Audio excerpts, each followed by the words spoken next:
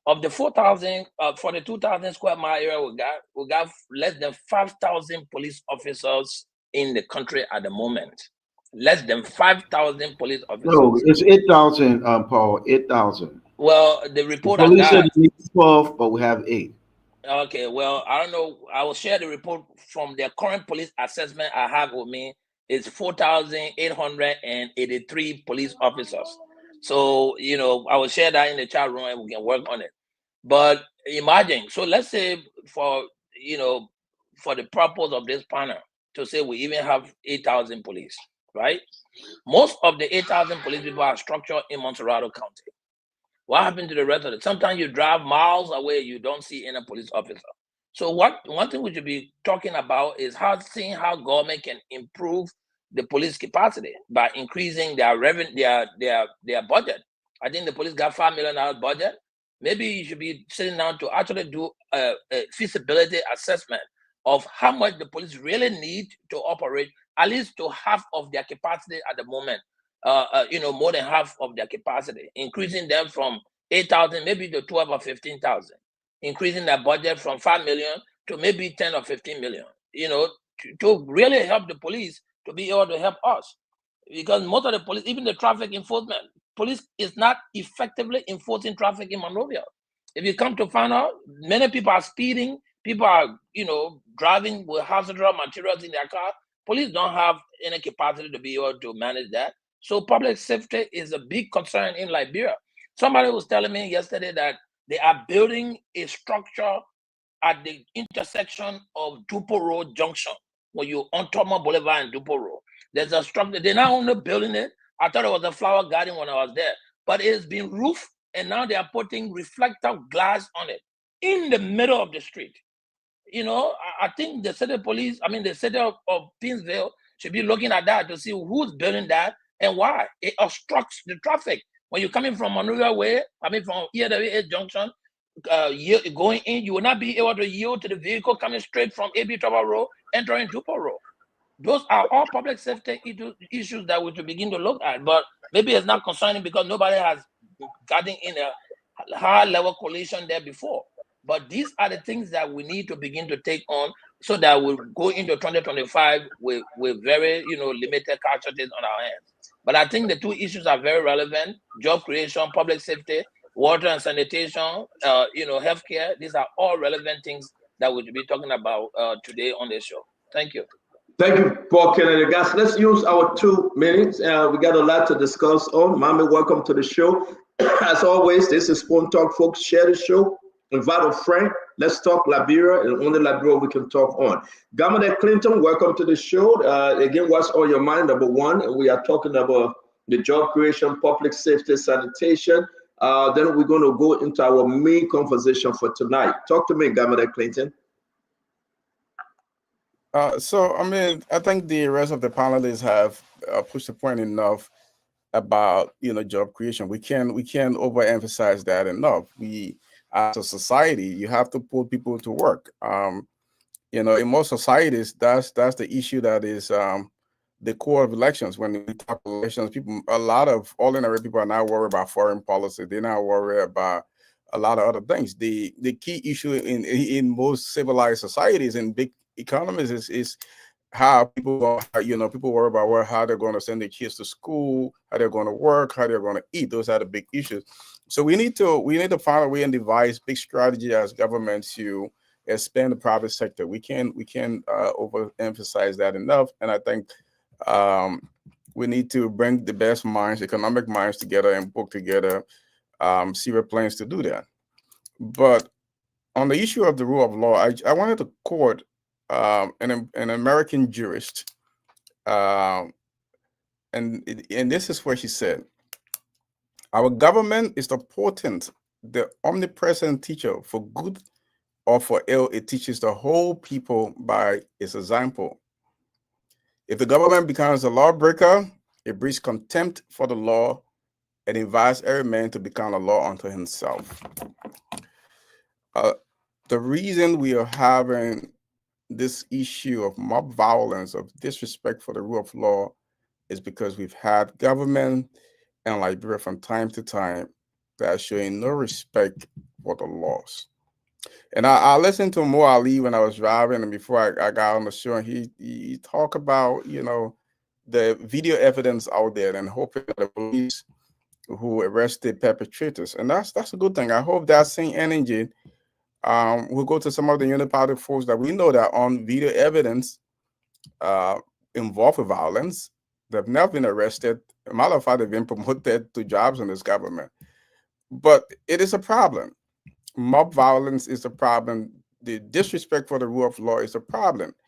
And this Judge Brennan, a former U.S. Supreme Court justice on a case he wrote, and that quote is from a case. He was writing a dissenting opinion, and that had to do with the government was illegally wiretapping people, and that's what that quote was about. We have a government here who is showing no respect for the rule of law. They're, you know, pretty much violating every laws on the book, disrespecting the highest court in the land. And so our people are going to learn. If the government is not going to follow the laws, you know, ordinary people are not going to follow the laws. And so those who oath to serve and uphold and protect the laws must first fully execute the laws for the ordinary citizens to learn and follow. And so I think it's an important conversation. And there is some information that is not as clear yet, but it's going to come out about a certain financing, and there are certain signatures that, you know, were presented to the World Bank, people that should not be signing to get government financing. But it's going to become clearer. That's been investigated. But again, you know, just to conclude, we have a government that has shown complete contempt for the rule of law, and so we don't know. I don't know, and I'm really hoping with more that this issue is. Look, I saw the video. I'm with Dr. Francine. I watched the first 30 seconds of the video, and I was like, I couldn't do it anymore. You know, it's just too graphic. Where is our police? Where is the law? But again, if you have people in government who perpetrated those same acts, and instead of being prosecuted, were given jobs. Okay, I'll stop there, Stanton. Yeah, we want to bring in Abdullah Mohamed Clinton. Thank you very much, Abdullah. Let's brush off this issue of the job creation, public safety, sanitation, and then we'll come to our real conversation for tonight. Ladies and gentlemen, welcome to the Spoon Talk Shirley Show. Let Abdullah use his 2 minutes and we'll get to the juice of the story tonight. President Joseph Boakai is not coming tonight, as you all aware. Reason we'll let you guys know, the president should be arriving tomorrow morning. But again, we will talk about why the president canceled his return trip back to the country. But you say in Ghana though, Abdullah Mohamed. Why you laughing for Dwalo? You tell me when I talk about Uma, man, leave me alone. Hold up, Marcel, this happened. I'm crossing 2025 with the hair go.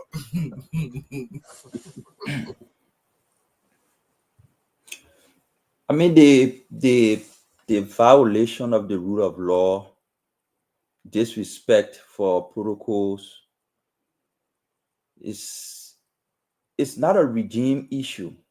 It's not a political party issue.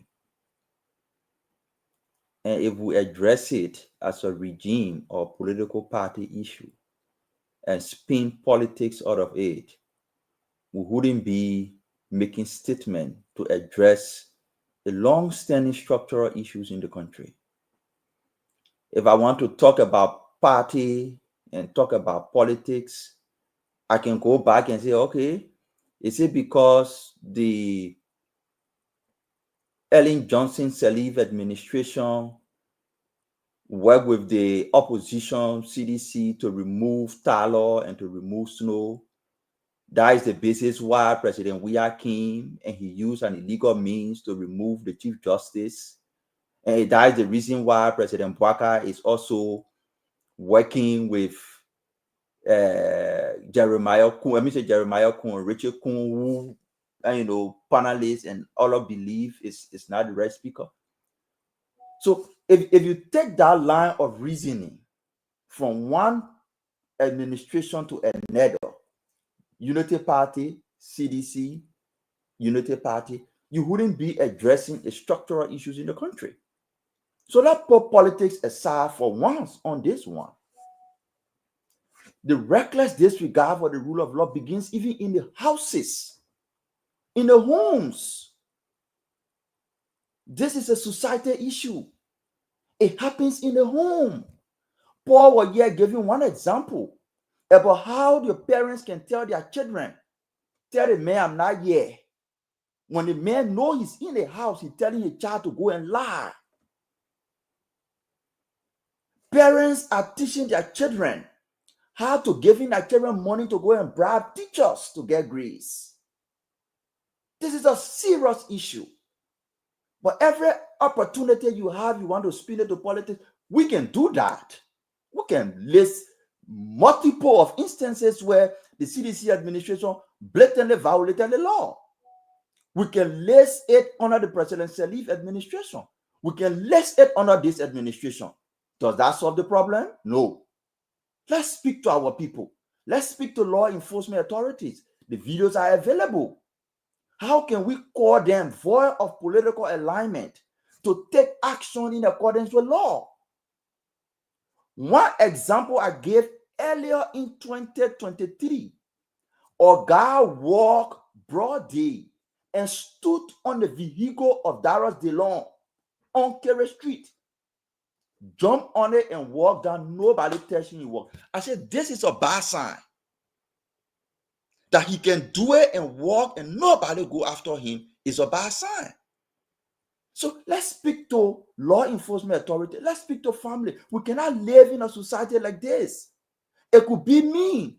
I could just be walking somewhere in Wallasa and somebody who hate me and doesn't like me before and just say, roll, roll, roll. And people will just jump on me and hurt me. It could be you, come on there. Somebody who probably you gave an opinion on and the person doesn't like you, will just see you walking down Wallasa and say, roll, roll, roll, roll, roll, and they jump on you and hurt you. Let's put politics aside. Let's speak to the conscience of our society. This is wrong. The police need to set precedent on this one. The videos are available. Arrest the people and deal with them so they serve as deterrence. At the home, let's tell our parents that it desist from supporting these reckless and irresponsible attitudes against the law. That would be my opinion on that. 30 seconds. Go ahead, Clinton. Go ahead. I like your problem, man. Look, you kind of make the point I'm making. The government, by its example, good or bad, right? It's the teacher, right? So I love when people always want to talk about the CDC and the CDC. I'm not going to talk about the CDC or the CDC government because the CDC government is not in power. We're talking about what happened under this administration right now, what's happening now, what this government has the capacity to take care of. We're talking about what's happening. Look, we can go back and talk about 10 years ago. That's not going to solve anything. We're going to solve law enforcement. We are going to go back in time and solve law enforcement problems on the jobs we are. Yes. This government has a responsibility to the people of Liberia. It's possible. Some of the crimes committed don't have statute of limitation. To address the issues right now. We are not going to talk about CDC. No, you can There's go going back. to be a time to talk about CDC, my dear brother.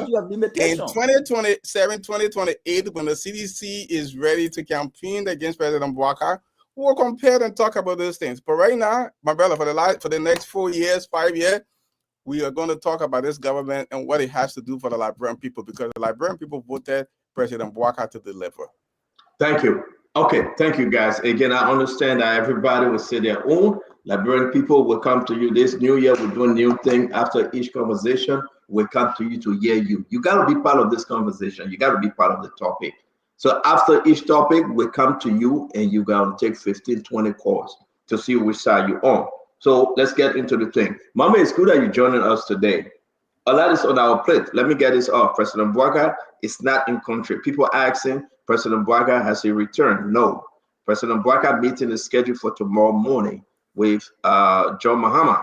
So therefore, after the meeting, President Bouaka will be arriving in Liberia in the morning, maybe tonight or tomorrow, but he's not in country. He should be returning from Ghana in the morning, tomorrow morning. So let's just put that to rest. You'll now understand that he's not in country. He will be coming back in country tomorrow morning. Now, we are receiving information about the managing director at Boulevard Parties committed suicide. I just got a phone call. Yes, indeed, it is confirmed He committed suicide. The police are there. They are on the scene. They investigating.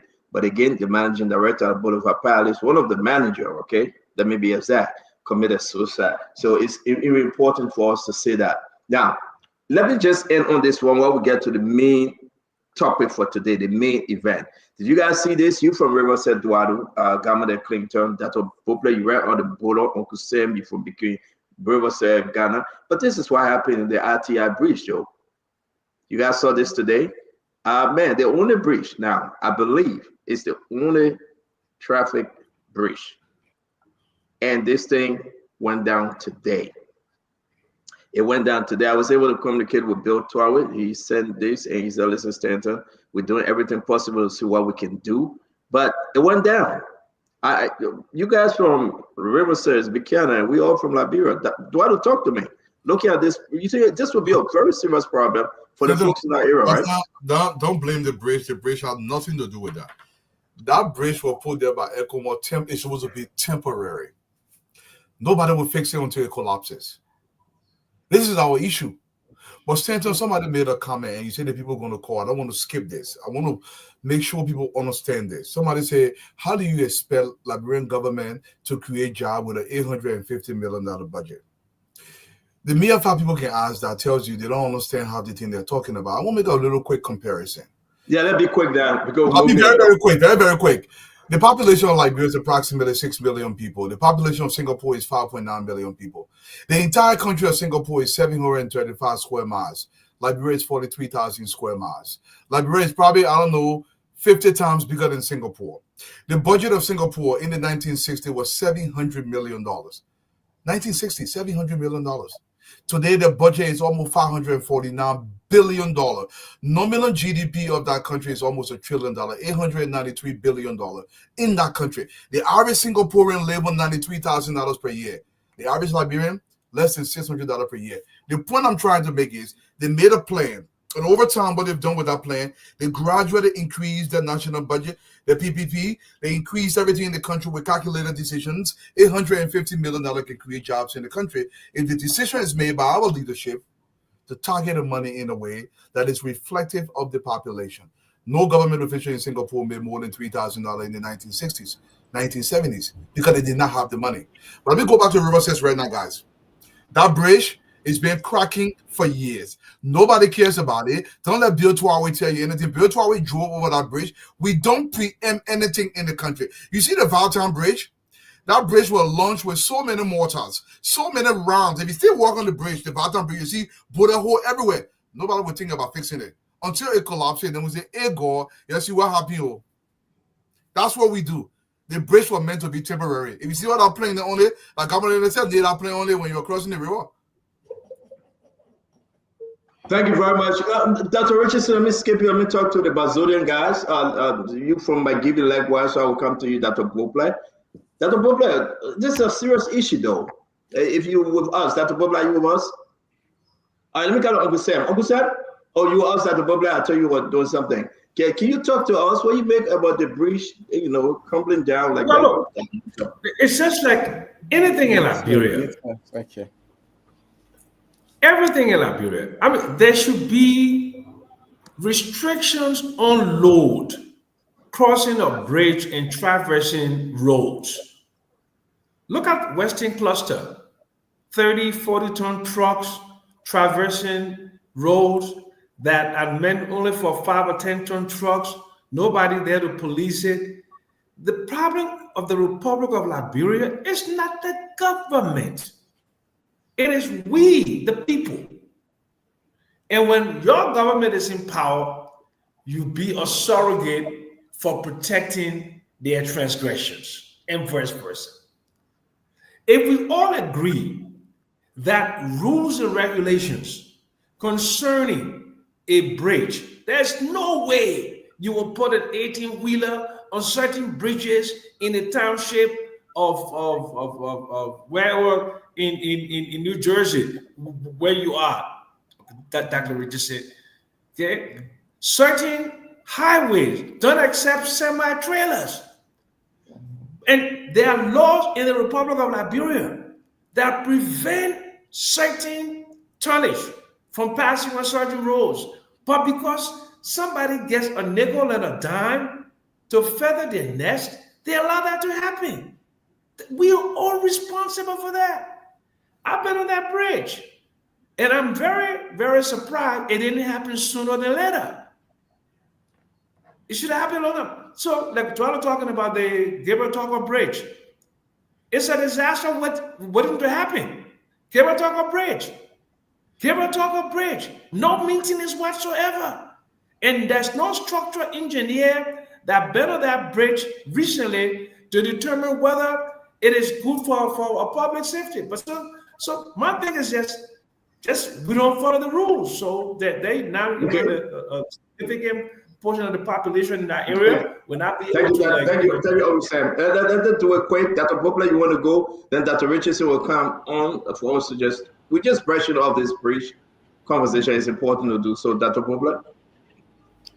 Yeah, it's very unfortunate that the bridge has collapsed. The bridge is so important for so many things. But you know, Dwalu's example of the juxtaposition with Singapore and Liberia, there's a part there that showed the progression. Singapore has a centralized, decentralized system. They have a central authority and they have decentralized system where they allow local autonomy authority, give the people flexibility to make decisions. Here, we have a centralized government where Monrovia controls everything. When you have a decentralized system, you have local engineers, they have their money, they have their routine, they must check every 6 months, whatever. So that's being done without you worrying about the politics or the bureaucracy at the Ministry of Public Works. We keep holding on to this extremely centralized system of government, and it has failed us tremendously. And then we say, well, it's supposed to work this way. It is not working that way. Trust the people. There's so many qualified Liberians. Remember, I say this all the time. Ability attracts opportunity. If you show people their opportunity in the counties, you will become a magnet for professionals from all over the world to come, and from the airport go straight to the county. Now you have the skill set, you have the capacity, but we depend on public weather check. All the bridges around the country to do all the things, they're not keeping up with it. So they have a centralized, decentralized system. We have a centralized system, and we have a very corrupt system. And so when you add those two together, these kind of tragic things happen. I hope it will change. 2025 can be a much better year, but we got to shift gears in some directions. Thank you very much. Paul, Dr. Richardson, let's hear you. We'll come to Paul Kennedy. Yeah, Dr. Burbler, I'm happy that you mentioned the concept of centralized versus decentralized government. That is exactly what we need to work in this country. So when we ask lawmakers to pass laws, that's what they should be focusing on. How can we make Liberia a more decentralized country so that the counties can be able to regulate or have their own type of money, and what can they do with the money to develop their counties? So that's the first thing. I'm not sure. I think that's in the making, but I'm not sure if anyone has actually focused on such a model to demonstrate how it's going to work. I know they have the county development and the chieftain and all of that stuff. My second thought too, specifically about the bridge, is the issue of maintenance. Dwala mentioned that. He said that bridge was built by an outsider, a foreign group, to help the people in that area. And there's some dire consequences for that bridge falling apart, because it sounds to me that that whole part of the country at this moment is separated from this part of the country, because it's bad enough that we don't have enough roads, So I can imagine, I'm trying to figure out where would people go if they wanted to get to Sumner County, how we go around that. I guess they have to go through some other parts that would increase an extra day. The other part that I'm thinking about is education. I'm told that bridge could only accommodate a certain amount of weight.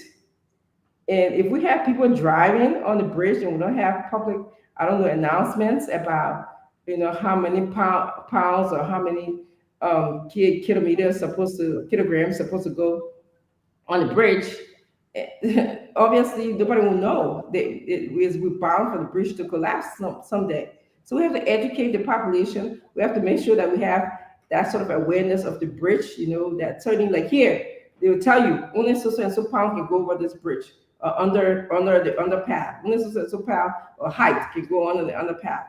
So I feel badly for the people in that area because they're now going to be having to find another way to come to town.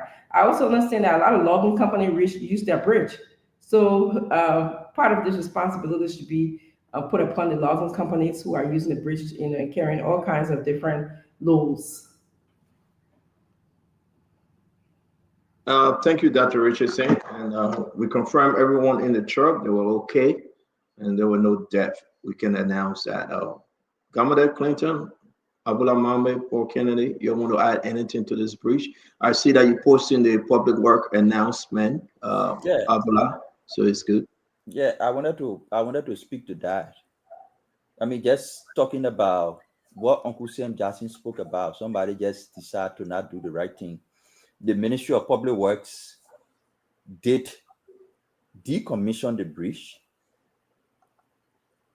reconstructed or restructured a significant portion of it early in November. After doing that, because they were alerted about the bridge shaking, there were movement on the bridge, so they moved there, decommissioned these places that had issues, and restructure it. And as part of the maintenance and protection of the bridge, they had a stakeholder meetings with the joint security, the village people, and everybody, and told them this is the minimum quantity, the maximum quantity to pass on this bridge. They are aware. Security people there to enforce it and ensure that. Like Uncle Sam said, somebody just took small money from somebody to put in their pocket and create an embarrassment for a whole group of people. So I just wanted to make that clear. That work was done on the bridge. It was decommissioned. It was structured. The community people, the security people, stakeholder meeting agreed on the quantity to be able to pass on that bridge. Somebody compromised it for personal benefit. So are you saying they're opening an investigation now, Mame? Who does somebody? I mean, what's the superintendent? What's the senator? What's the representative? This is public work we're talking about. When did they realize that the bridge was still being used? The bridge was supposed to be in use, except that certain quantity shouldn't pass on it. So the joint security, their responsibility was to ensure that that quantity doesn't pass on the bridge. But somebody compromised. Somebody just took something and said, "My man, pass, try your luck." And while trying your luck, sorry to interrupt you. Do they have a weigh station to the joint security just go look at the bridge by the truck and know the weight? No, Mame talking something important here, and I want to learn.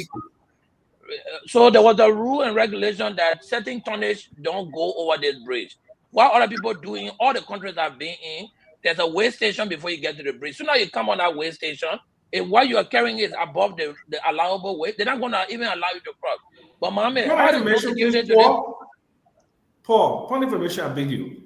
In the United States, where there are clear signs on the bridge, there are no weigh stations there. There are signs on the bridge that this bridge cannot accommodate more than so many pounds. So you want to have weigh station on every road and every bridge and all. They don't do that. I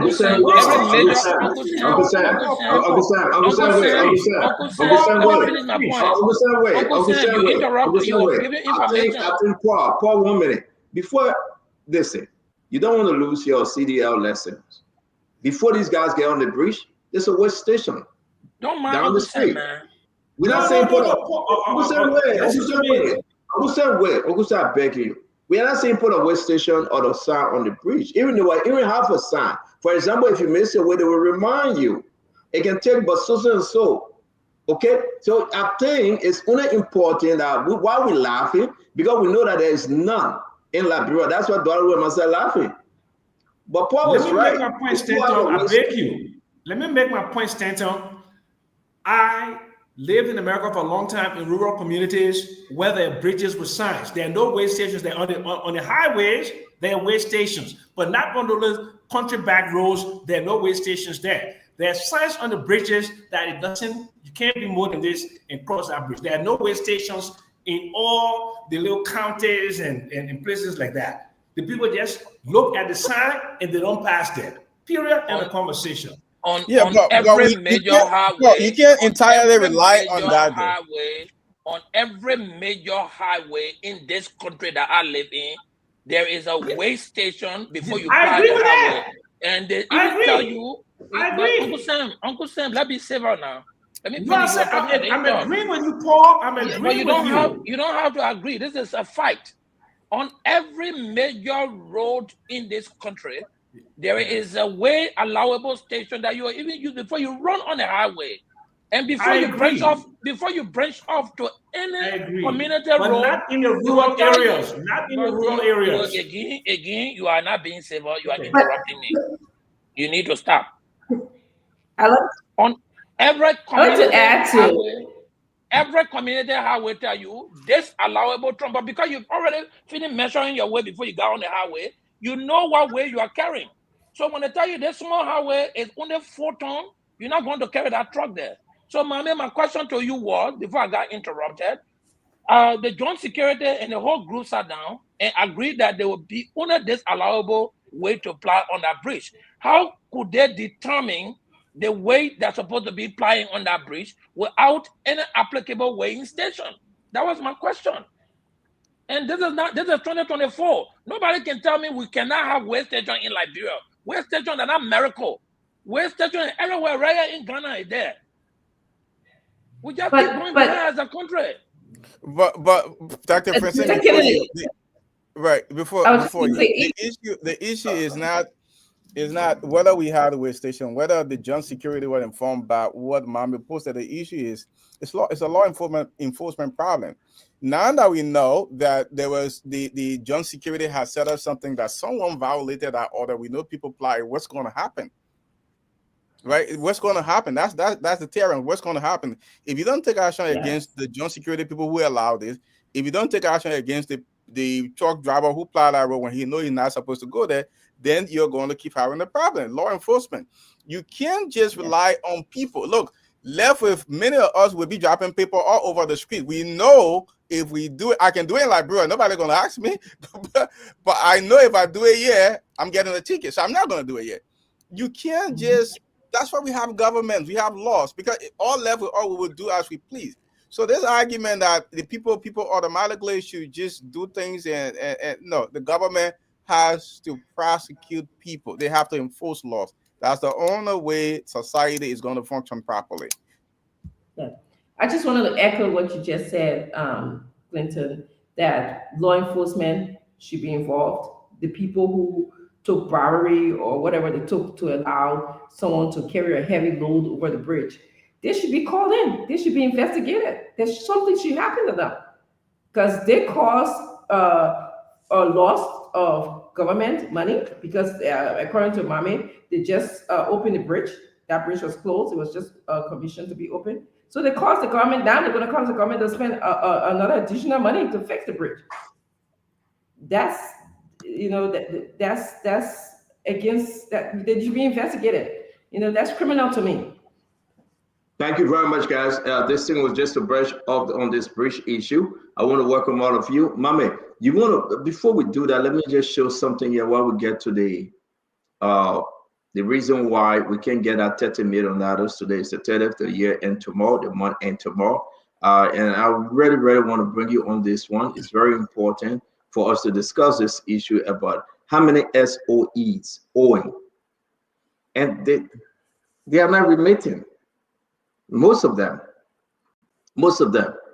Again, guys, let's remind you, it is also confirmed this is one of our colleagues, the managing director passed, and today, a few hours ago, we wish the family well, the police investigating.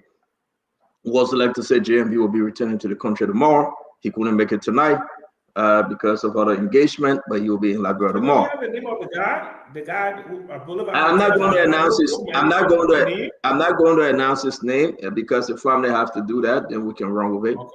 Okay. So you can text it to me, please, okay, I will. Both of them.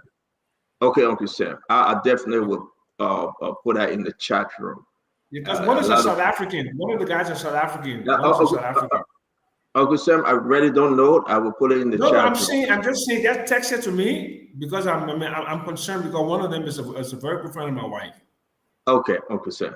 All right, I'll put it in the chat room, and I think probably if you know him, you know him. Mami, bring us up to speed, Mami. Let me bring you on this one about the LRA, 30 million that they cannot find. The year is ending, and the budget downfall or shortfall, whatever way you record it, Mami. Talk to us. I don't really want to talk downfall or shortfall. I just send you a chart, and if you can put it up, it's what I really want to talk about. I posted it in the chat room. So you want to wait? Let me bring it over same now. Let's talk about the shortfall while I upload your chat. Yeah, please. Another chat, okay? Uncle Sam, you read this. It's all on social media. It's very important. Domestic tax department, custom department.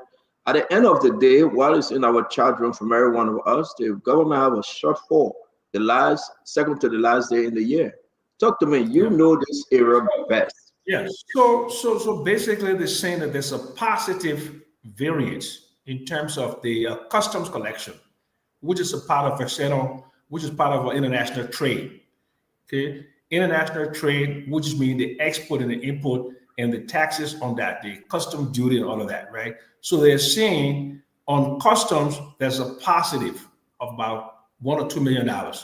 Then there's a negative variance, right, on domestic taxes. And domestic taxes includes corporate taxes and other form of taxes within the country.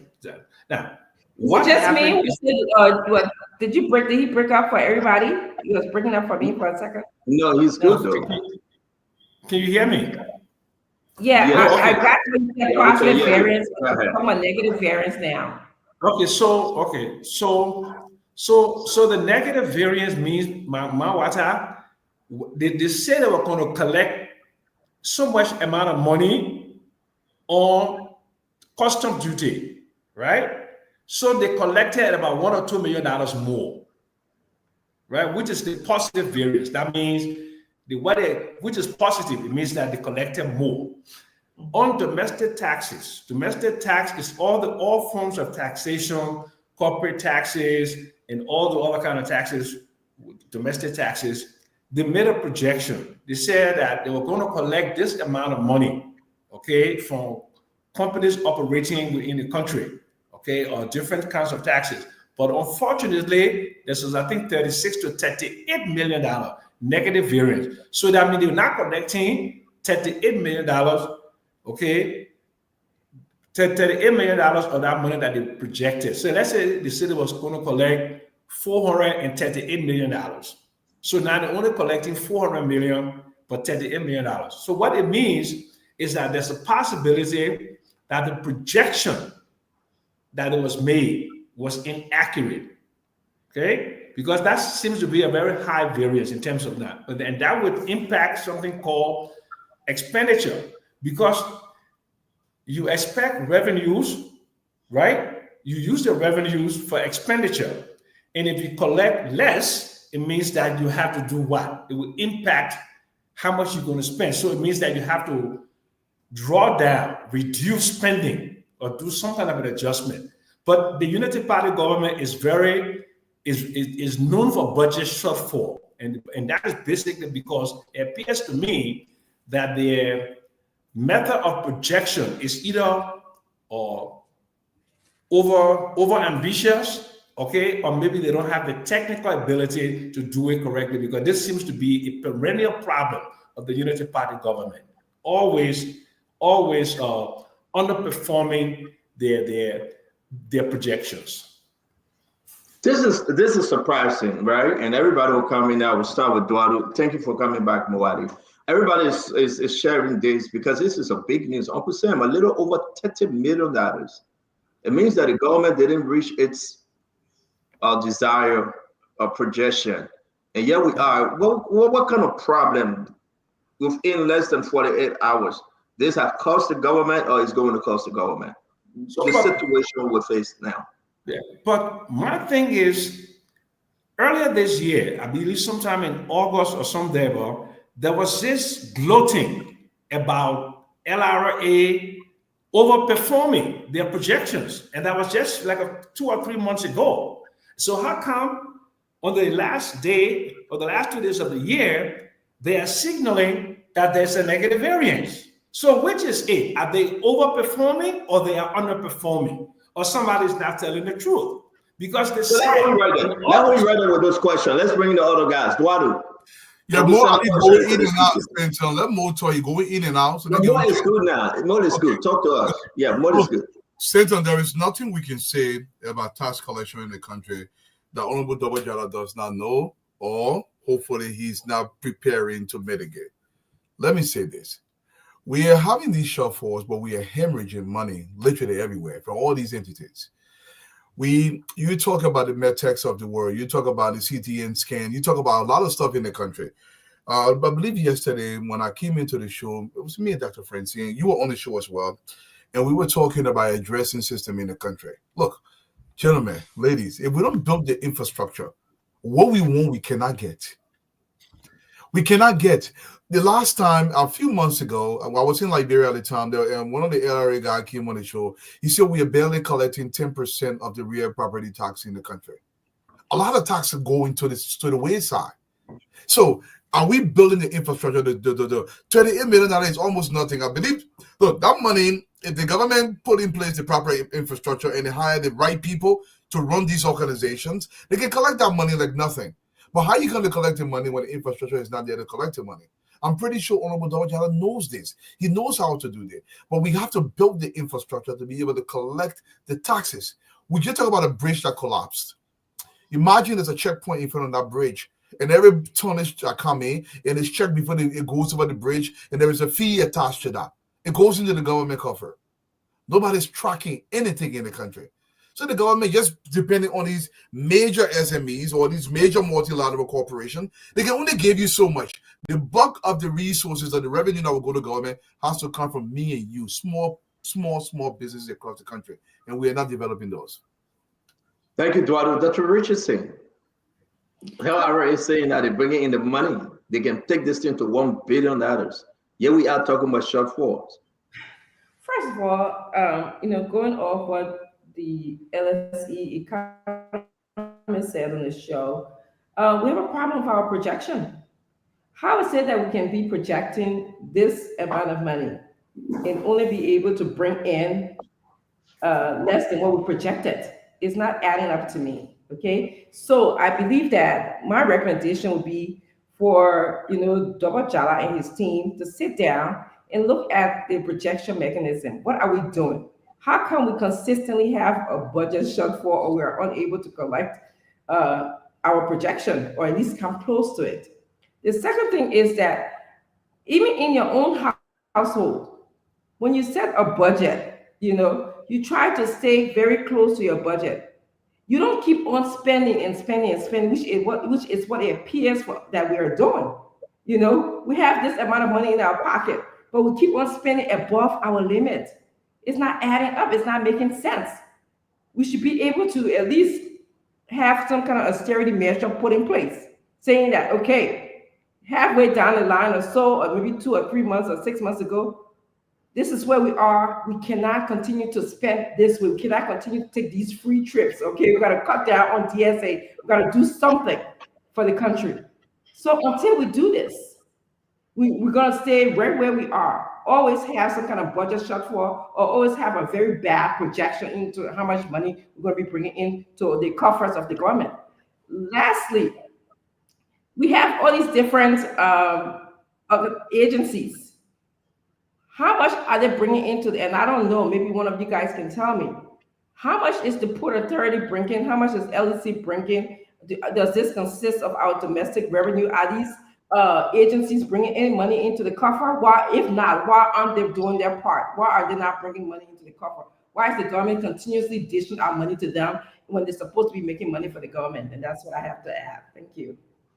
Well, you asked a good question. Before we go to Paul Kennedy, I believe we got something to share that will inform our audience, and thank God Mo Ali is here. Well, we try to look over the document we have and we pull out these things. SOE that didn't remit their share of revenue, as you can see, like you asked in Freeport, you pay some, not all of it. LPRC, Maritime, National Fisheries, LEC has never, Ministry of Transport, and again, Water and Sewer. There you go, Mo Ali is right. Maybe he will speak as to why he's not giving that which is due 100% as part of their entity contribution. So if you combine them, we are talking about over $18 million. Just this year, last quarter, over 80 million. So the information and those people we are talking to and the information we are receiving, and again, Mame coming with his own chat because he and myself was on the phone today again. Something is happening that's strangulating these SOEs that Dwalu said, that originally asked the question, they are not giving back. There's a big political reason why they are not giving back, how the government can encourage them.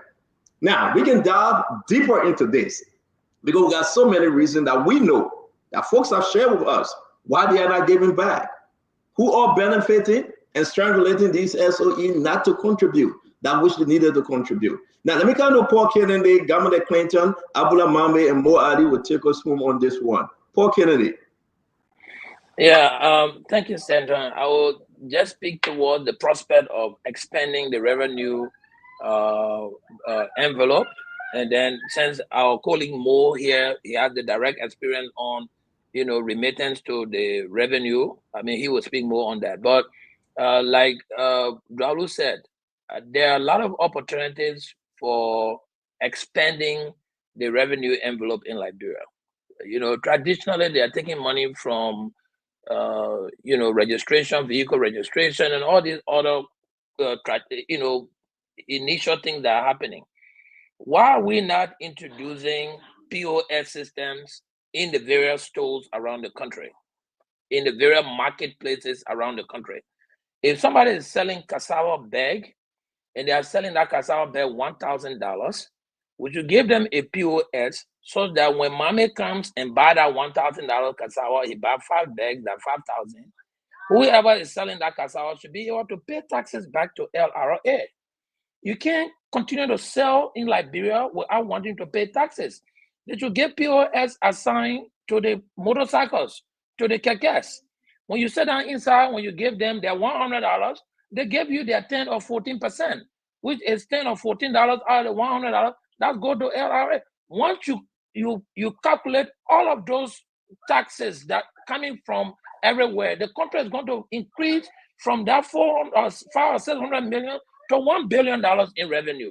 If we continue to only take money from vehicle registration, from people who are doing importation, from Freeport, we are not going anywhere. Anywhere in this world that is developed, Mame, it is developed because of taxation. Like brown people who want this country developed, we need to begin now to really contribute towards paying taxes. We don't like to pay taxes. If you say anybody writing taxes now, when you pay your money to the cabinet got to pay taxes. There will be a big strike in Monrovia. They will shut the taxes down. Nobody will drive their taxes, and the government will say, all right, you'll continue to drive without taxes. So I think there are prospects to expand the revenue base in the country. It has to be legislature first. People in their house who they're fighting among themselves, they should be sitting down to call LRA and say, listen, come and tell us what are those things you want us to, to impose taxation on, so that I can help you to generate the kind of revenue we need, so that we increase more money towards our education system, put more money towards our healthcare. In fact, talk about universal health coverage and those things. But without taxation, Mame will not be able to achieve most of those things. But like I said, my colleague Mo is here, so he can talk more towards that as far as how much money they are putting into, government revenue as SOE. Thank you very much. Let me bring in Paul Kennedy. Sorry, Governor Clinton, Abdullah Mambe, and Mo Ali. Look, the whole issue about budget shortfall is a UP thing. We know this, that it's a UP thing. They've always they do this whole political hop, and then within a matter of months, and then they start to announce that they're having budget shortfall. We saw a lot of that on the past UP administration. They are doing this again, and now you're talking about a budget shortfall of about $30 million. That's huge. There's no way they can do that. Look, let me tell you, we know that the government ended the fiscal year of domestic revenue. It counts for about 86%. Only about 14% of our revenue is external. We ended on about $660 million. This current budget is talking about $880 million. That's a difference of $220 million. There is no way, there is absolutely no way they're going to be able to meet their target. Now, we know for a fact that the IMF had told the government that the initial projection that was submitted to the legislature, $850 million, was way too much. The legislature went ahead and added $30 million on this. So you have this huge gap that you're not going to be able to reach. So I just want to be the first to break it. There's no way you're going to have this budget shortfall next year. Is going to be even more of a disaster. There's no way they're going to reach that target. All right, Mohammed.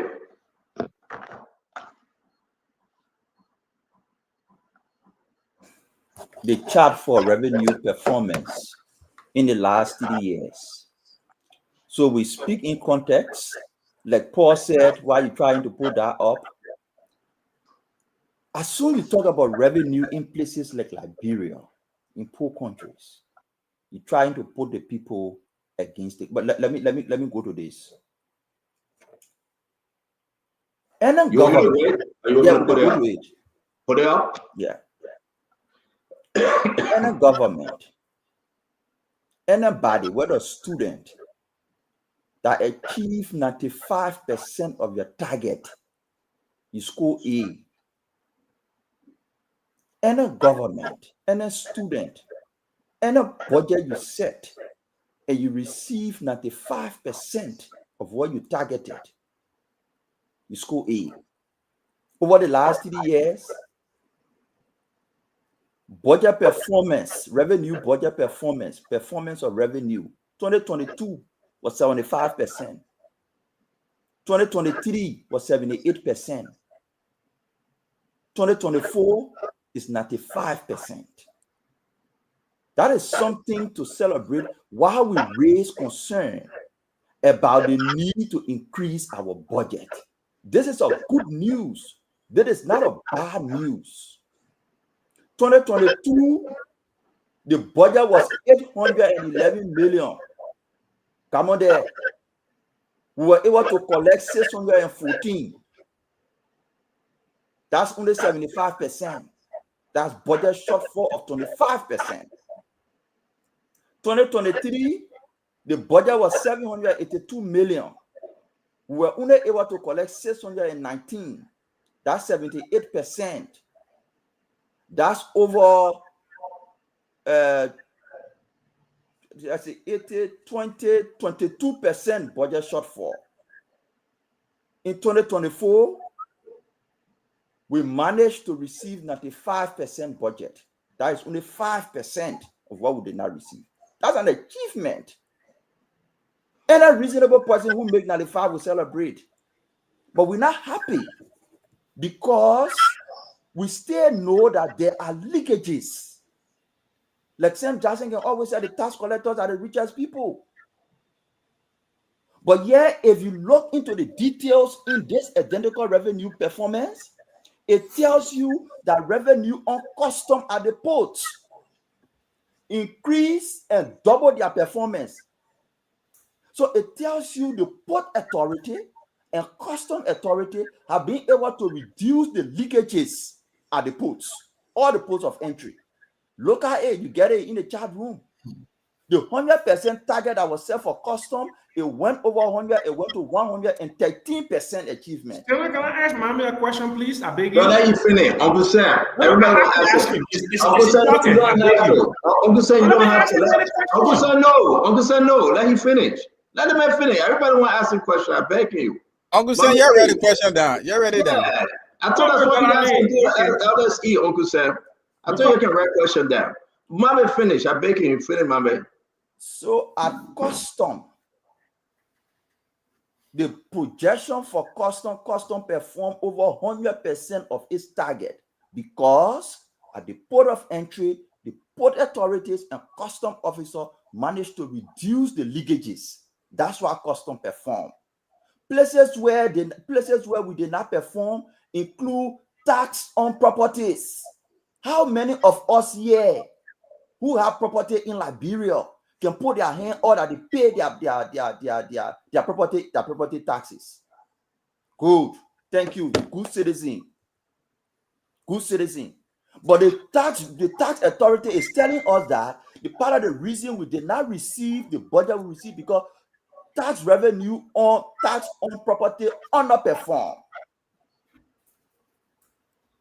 Revenue generated on administrative fees underperformed. We can talk about the SOEs. How much? $3 million. MPA is supposed to get 6 million, they get 3. LPRC is supposed to get, I think, 3, they get 2. But it's a whole issue that needs to be discussed in the context of how did this government perform? The government performed 95%. It is the highest performance in the last 3 years. There are still loopholes that need to be closed. All right, my man. So, for body, wait 1 minute. Uncle Sam, wait now. Baking about. I need to ask this now because I don't want to put the people. Uncle Sam, you're not interrupt the show. You have to wait, Uncle Sam, please. I'm asking. So misleading Labrador people? No, Uncle Sam. Uncle Sam. Misleading Labrador people. Uncle Sam, you are intentionally disrupting the show, Uncle Sam. Please. I'm not write your question. Write your question down. Like we always said, write your question down, and when we come to you, you will ask your question. Mo Ali, can you please speak? Welcome to the show. Thank you, Stanton. And firstly, I'd like to clarify here, Dr. Richardson, that Uncle Sen did not do economics at LSE. He did city planning. So let's start tagging him wrongly and telling the Liberian people about something that he did. And, you know, Mame has laid it out. And my friend Gamode Clinton said, oh, you know, budget shortfall is a UP thing. True. Because we are true to ourselves and we are true to the Liberian people. When you go to school, and Mame said, everyone fights for A. Smart students. Those students fight for D and C. They celebrate. So we're not coming to discuss the Liberian economy in terms of A, B's, and C's. Listen, guys, let me beg you. I'm begging you, please. Let's give each other the chance. I beg everybody. Yeah, more idea is on harmonization internet. So give him the chance, let him speak freely. Yeah, but when we perform at 95%, we don't celebrate. Because we are targeting 100%. We talk about budget shortfall is a UP thing. As far as I know, we've ended December, from January to December, we don't owe Silver 7. And guess what? Our government did not borrow from Central Bank or any other place to pay Silver 7. Just last year, your government that you supported, you and Uncle Sam, they borrow 83 million USD from Central Bank of Liberia to pay Silver 7s for November and December. Meanwhile, you claim your revenue were overperforming. That was a budget shortfall of more than 83 million. And you know what you did? You left that debt for us to pay. We are now paying it. So don't come here to talk about for 2022, you had a budget shortfall of 25%. Our first year, struggling with the economy that we inherited for you that never existed, we've gone up to 5%. 22% budget shortfall. Come on, don't come here to talk about budget shortfall.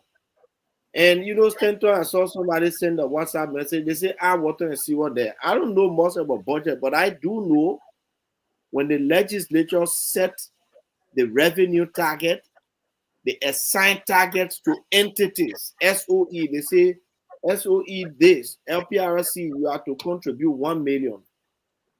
Because of the condition we inherited the LWSE in, they are even helping us. They are giving us subsidies. They've not assigned any revenue portion to us. What we do is to remit our GA to them and remit our personal income taxes to them.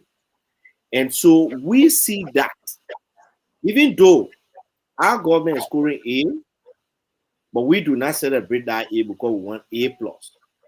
And I can also tell you for certainty that in the next 2 days, that 30 million you're talking about could reduce to 25 million. And as I understand it, in the very beginning part of January, there will be revenue that will be collected. Those revenue will be taxed to 2024. And so that revenue shortfall could hover around 20 million. And that could increase our percentage from 95 to maybe 97%. And that is the reality. We don't lie to the Liberian people. We tell them the truth. We do not say budget, revenue is overperforming and at the same time crediting 384 million from central bank to pay civil servant. We don't do that. We present the facts to the people. So these are the realities, and we must tell the Liberian people, and that's why I love this show. We have the opportunity to send the facts to the people. My turn, Stanton. Thank you. So okay, Uncle Sam, you come in. Just say that. First of all, Mo Ali does not know how to define economics. The MSc program at the London School of Economics, Master of Science in Cities, is urban economics. It's part of the urban agenda program in the School of Public Administration at the London School of Economics. He has not seen the syllabus. He has not seen the professors. No. Man, you should not. No, but you should not. You ain't lie. Is it more? On both sides, everybody more. Let's get different. Master of Science in Cities is not city planning. It's SDG number 11, Sustainable Cities and Communities. So after we demolish that lie, let's come to demolish the other lie. There is no way on planet Earth, without closing the books on December 31st, that you will say with certainty that your actual versus projection is 95%. The books are not closed yet. That is a lie. It is a bloody lie. It is a concoction. The books have not been closed, and anything to say 95% is a lie, because the books are not closed. So the year's not over. The books are not closed. Where are you getting that projection from? So if you know economics, you will know the books are not closed. Since you don't know economics and budgeting, the year have not ended, you've not closed out the books, you can't make that projection. End of conversation. That's all. All right, thank you very much. Guys, let's do this on the round, please. I'm begging you, because everybody want to have their own piece in this thing. I put it some more. Let me ask you though. Since you took over, have you contributed from your entity, Moadi? Stanton, like I stated from the beginning, when they draft the budget, they assign contribution to revenue generating entities. And these contributions are made based on what you are assigned. For this year, because of the condition we inherited the LWSC in, they did not assign to us any revenue, we did not make any commitment. The only thing two things we are contributing to the budget: the personal income taxes and the GST. Now, one second quickly. I like when Uncle Sam said the year has not come to an end, and so the books are not closed yet. True, the books are not closed yet, but then see Uncle Sam sat down here and said, we already have a shortfall of 30 million.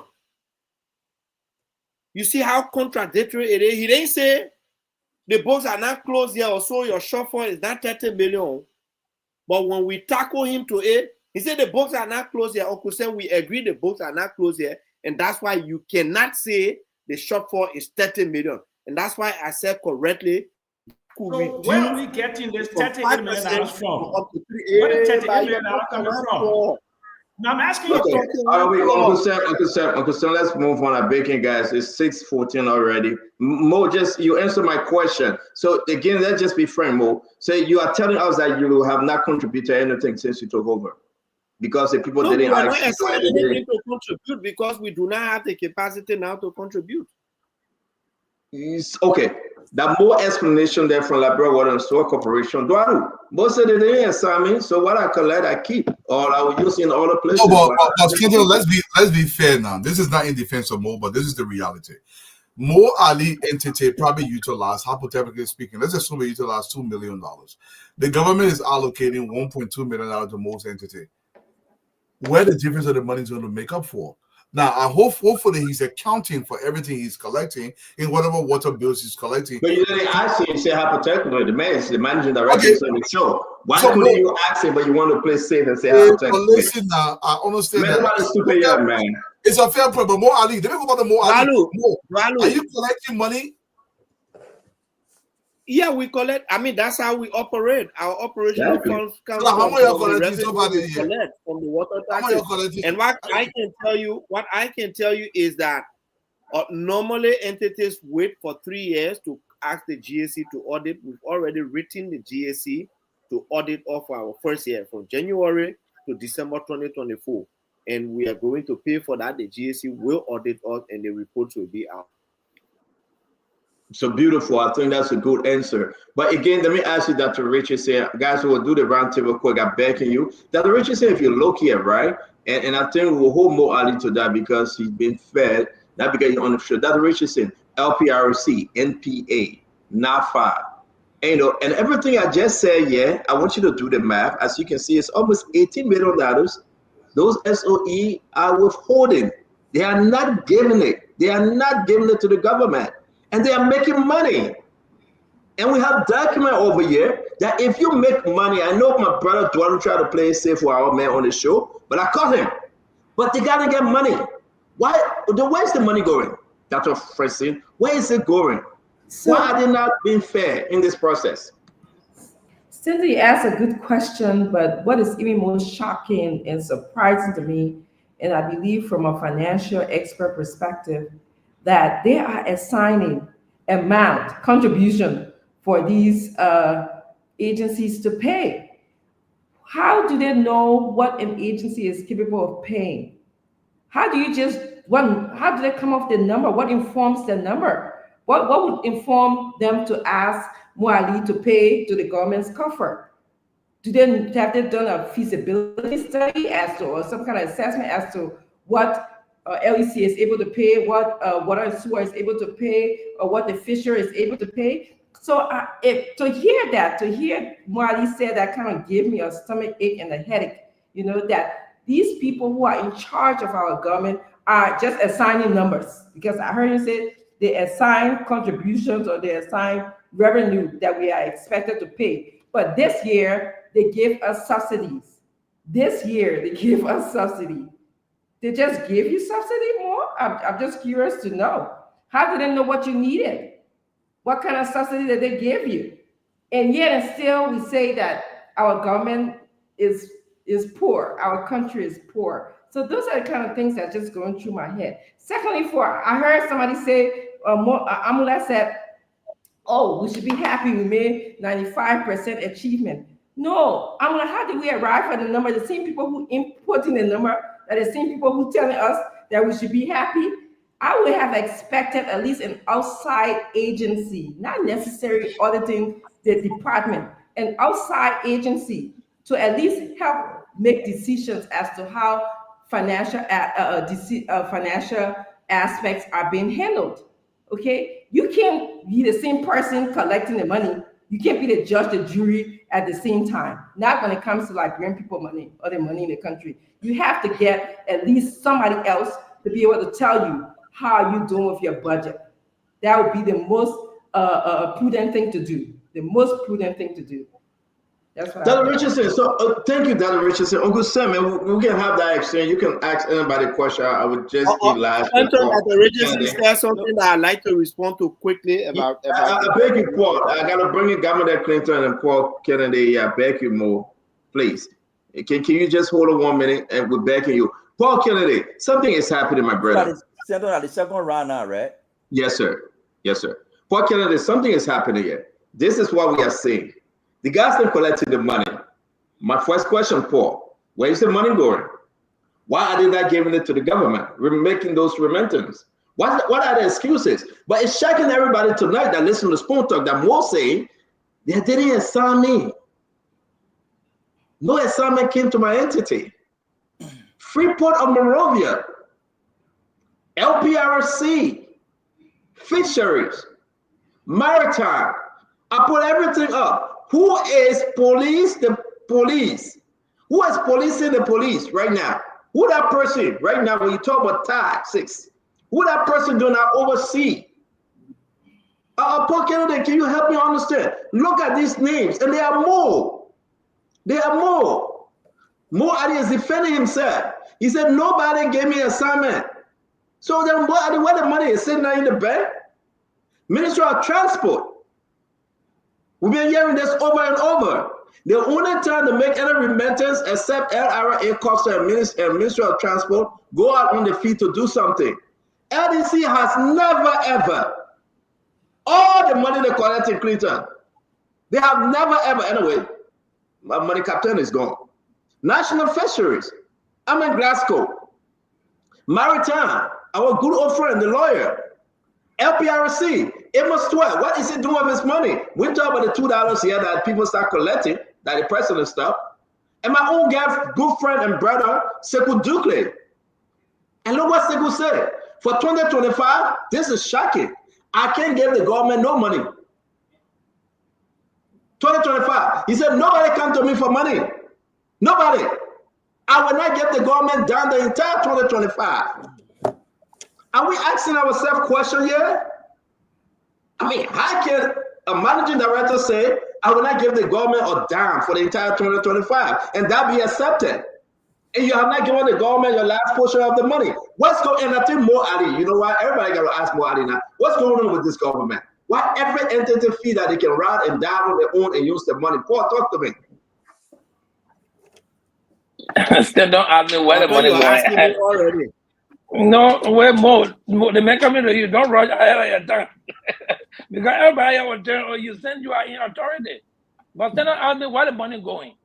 From my understanding of how the SOE runs Stanton, they raise revenue, but in that revenue they got personnel and operational costs. So they will use some of the money they raise to pay salaries. They will use some of the money they raise to run the entities. Because to run the entities is also money. Where's the rest of the money? I understand all that. Where the bottom money? Is there any change left? But let me finish now. Let me finish. You asked me a question. No, I understand that. Is there any what the change? What are you doing with the change? So most of the time, because these SOEs are actually operating on losses, most of the time they cannot even break even. So what the government is telling them to say, listen, instead of you getting the headache to be paying the personnel, we'll take 1 year to pay the personnel for you, and then you can use some of the money you're generating to run the entity. But I am not SOE. I'm not an MD here. Yeah, the MD who got in. But that's not all of them. I just got a correction record. That's not all of them. So he should be there to answer more. But what I was trying to say is, these people should be taxing the goods and services in our country. Why are people who paying water bill are only paying water bill to the people get money. We ask where the people money they say taxing. You want tax and take, but you don't want to tell us where the money going. Don't tell me about how the people must tax for services. You gotta look at it two ways, Stanton. No, but the people getting the money. We come to that. But the one that you get, where is it? The one that you get, where is it? Stanton, you have not run an SOE in Monrovia before. So to sit down and say the people just getting money, you know how many persons in Monrovia not even paying their bills? But it's not my question. I have document with me that I'm sharing with the people. Don't say I don't have to run an SOE that my brother Mo Ali or quadruple. We are looking at the document. We are looking at what is on paper. We are looking at the presentation before the lawmakers. We have Like all I these said, documents. as I said, I am not in authority to speak on behalf of anyone running FOE. What I was about to say is, we talk about it, is the expansion of the envelope, the revenue envelope. Our country is stranded because we are not getting enough revenue. And the way we could be looking at getting that revenue is by taxing some of these goods and services that these people are providing for the people. Why is somebody paying water bill only to Mo Ali, and they're not paying 10 or 15% to LRA when they pay the water bill? These are the kind of things we should be looking at. We're all trying to find solutions for the problem we got. The problem we got is we got a very small revenue budget. We can expand it by looking into how we can tap taxes on goods and services. That's what I'm trying to say. Thank you, Paul. And I think I disagree with that because you won't take the people money, but you don't want to tell them where the money going, and you don't want to tell them what you're doing with the change. But you stay asking for more. I'm actually the one that we get. What happened? Well, we're not seeing it. Then you say, no, give me more. Let's create a way to get more. But the one that you get with you can't tell us what you're doing with it. Governor Clinton. Look, I wanted to circle back to my brother Moore. I hope he's listening. He was talking about $83 million, but what he didn't mention is that for the first time in the history of Liberia, right, at least post-war Liberia, the government of Liberia had to fund elections on its own, 100%. So the government was faced with a challenge of funding elections 100%. There was no external support for elections, and so we'll understand when you want to talk about $83 million issue. I've made that point. What I also wanted to point out is Mo forgot to talk about $190 million that the UP government borrowed in 2017. That money you was talking about, this government had to pay back $83 million, but the CDC government had to pay back $190 million that the UP government borrowed in 2017. They hid that money. The CDC funded that money. The IMF came, authenticated that money, and the CDC had to pay that money back. So when we're talking about this, and the last point I was going to make is, Mama, the thing I like about Spoon is there's people watching from all over, and when they're watching, like, so someone very familiar with the chat you're reading, actually, however, LRA is saying that you're reading that chat upside down, and you need to stop. You're misinforming the public. What the chat is doing is comparing December 28th of this year to previous year. And they wanted me to make the point that Thomas Doe 9 raised the highest core revenue, and no one has beaten that record yet. Over 700 and... Is this chat you're talking about? Yes. Yeah, but Mama get his chat. We're trying to figure out where he got it from, and let's get the entire document on it. So I just wanted to make that point to Mama. BS chat made up by Mama. Made up by Mama. No, this is somebody high level is telling me, say, Mama reading the chat upside down. The child is comparing December. It's not year end, right? So that's 95%. It is a bogus figure. It's bogus. I disagree with you guys. Mommy was right. If you look at this number for domestic, if you look, okay, go ahead, finish up. Sorry. Do I look out for eating? The more burning with pepper. Go ahead, Clinton. No, but those are the 3 points I wanted to make. Abula Mame, go ahead, talk to Abula before Mo Ali. Or you want Mo Ali to go first? Yes, let me go for it because my internet. And Mohammed, if Mame, if you come out with that again, I'll put it back on the line. Come on there, keep quiet small. There are a few things first I'd like to address. Dr. Richardson talked about they're supposed to bring independent entity to say we achieved 95%. You see, I always like to point out the contradiction.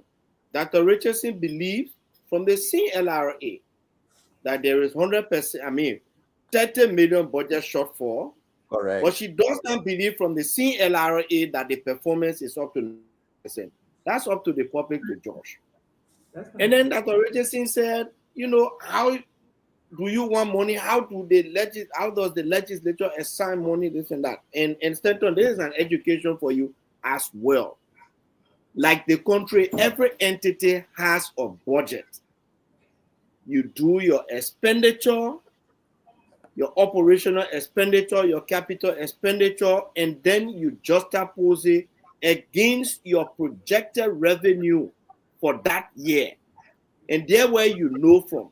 For example, water and sewer, we could say our expenditure for this year, 2025 coming year, will be 15 million. But our revenue generation we projected is around 3 million or 4 million. Then we go to central government and say, this is our budget, this is our capital expenditure plan for, this is our operational expenditure, these are our revenue or projection. We need subsidy to fill the gap. Dr. Richardson, they look at that, they call it down, or they increase it, and they give you the subsidy. Now, if your revenue generation capacity exceeds your expenditure, your capital expenditure, your operational expenditure, the lawmakers look at it, the finance ministry look at it, they say, okay, based on your budget, your revenue generating capacity is going to exceed your expenditure this year. Therefore, what is remaining will be 1 million or 2 million. We expect you are taxed to contribute this 1 million to the budget. That's how the figures are assigned. And I'm sure the city planner from LST will tell you that as well. And Stanton, you know, they put money out. Don't call it city planner, I beg you. No. We are having a serious conversation. Leave our chat room team, my man. Leave the team in the chat room back. No, I said I agree. I said the planner. So that's the planning. They probably there. Probably there for the planning more. Okay, let's start. I mean, I don't know. That's my first time hearing anything. I thought the Papa went to the London School of Economy. You know that. Then you can. That's called science in cities, urban economics. That's what the course is. More than you want to play fun, that's his business, but let's just go forward. Forget about it. I'm a city planner. I agree. It doesn't reflect the conversation. So, but more, let me finish. Stanton, I was going to say, you know, when you come on the air, you say the people money you're collecting, you're keeping it. Stanton, these entities, LPRC or NPA, these are entities that invest heavily in infrastructure. And I'm not here to speak for them. There are PRO people, they're there. If they want to, they will come on the show and defend themselves. But I am just saying, you know, they are not there eating money like we think. If they are eating money, let's ask the GSC to audit them. Like I am going to ask the GSC to audit the Liberia Water and Sewer Corporation. For you the say you did already, then you say you're going to ask them again. Which one are you talking here? No, we are breaking them the letter, but they no, don't do that, Mo. You say you have already asked them. Then you say you're going to ask them. The year end, who are you talking about now? So they will audit us. Have you asked them or you going to ask them? Which one will carry on tonight? We've already asked the GSC to audit us for 2024 so that we can know our missteps, we can know where we need correction, we can know where we need improvement. So I just wanted to make those corrections and Uncle Sam. I think I respect your answer about the assignment. I think you make yourself very clear because you told people that whether they didn't assign anything to other person, but then who assigned? Because you said it, so we keep after you. The lawmakers, the legislature. No, so you make it very clear. For the budget hearing, the legislature you make it clear. You wasn't in depth, but now you make it clear. We agree. But let me say this: it's good you talk about only for your entity. LPRC getting a lot of money. National Port Authority getting a lot of money. Fishery getting a lot of money. Go and see what they're giving back. And you are not speaking for them. The time we talk about it. How you call him? Mommy look at me. He say I shouldn't talk. That's why you look at me like that. But go ahead, Dr. Richardson. You want to ask a question? Then Mommy come in.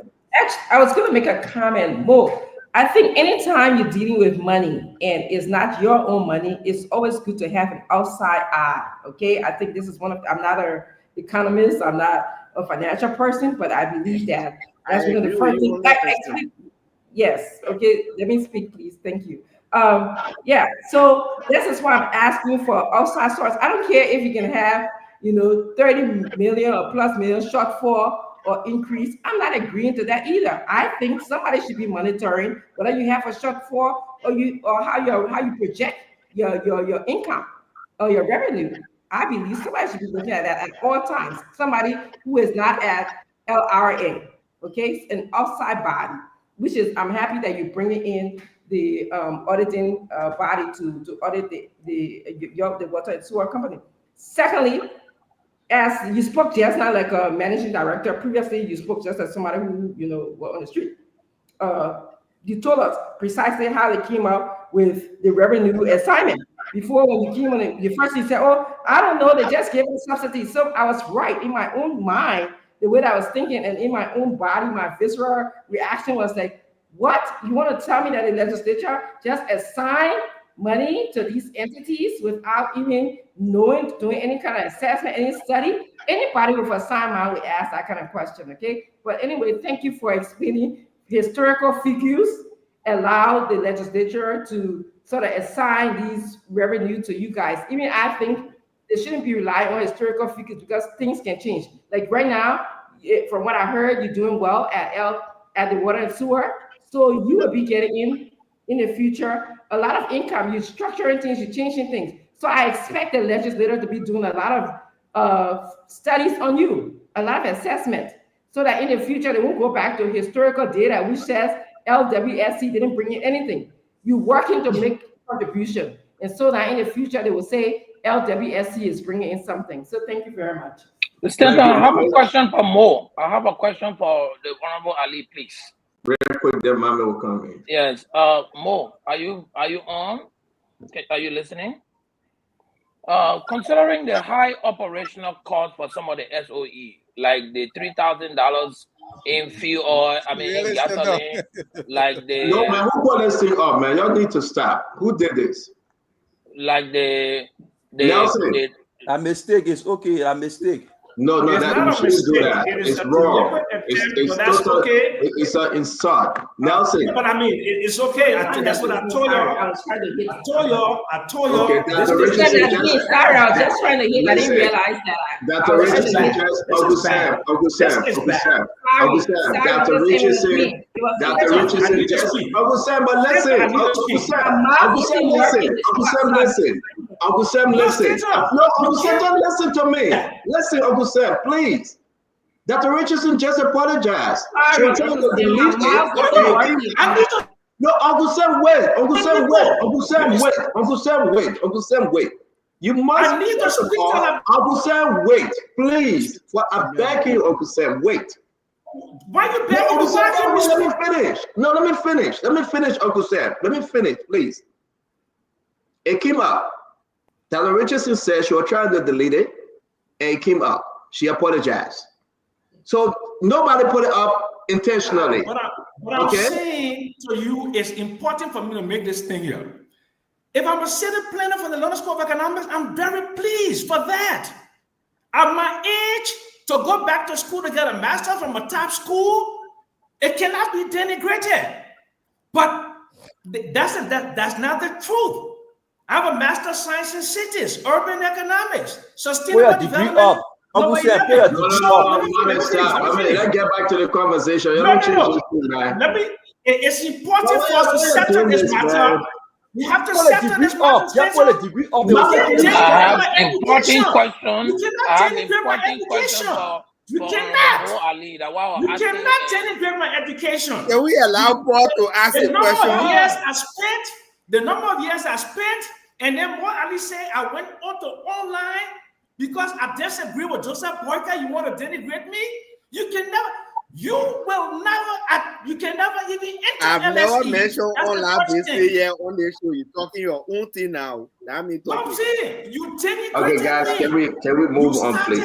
You started it, and you sent a message out there that I'm a city planner. I'm not a city planner. I'm an urban economist from the London School of Economics. What's your degree? Mama, stop. Mama, stop. Who posted Master of Science in Cities? I can send it to you right now. Master of Science in Cities, very easily. I will send it to you right now. You see So the guys, kind thank of you. nonsensical thing the Unity Party people do when you criticizing the government, they deflect. You're not going to deflect to make me to be denigrated. Dwadu, you're not saying everything in this thing is bad. You're not saying everything is very bad, Dwadu. Dwadu, money is business. So let's get back. Back on So track. the question I'm asking more is. But Paul Kennedy, being a city planner, is it a bad thing? Oh, I'm not talking anything but I said the planner thing. Okay, I'm not looking for confusion. Yeah. You mean the old man with the city mayor job? Then you can't on the platform to call into the planner. And you think it's what makes sense. But more the question I was asking was, we got all the SOEs with a high operational cost, right? Some of them paying $3,000 per person just on gasoline. Some of them got the scratch card they're paying for. Some of them are allowing, creating allotment for vehicle purchase or vehicle rental. Don't you think, as an MD, in the operational scheme of the SOE, if you actually reduce some of that high operational cost, you'll be able to remit money to the government revenue? That's the question I was trying to ask more, but we're not listening. And internet is probably you in and out, my man. You heard my question? If you heard the question, go ahead, Mo.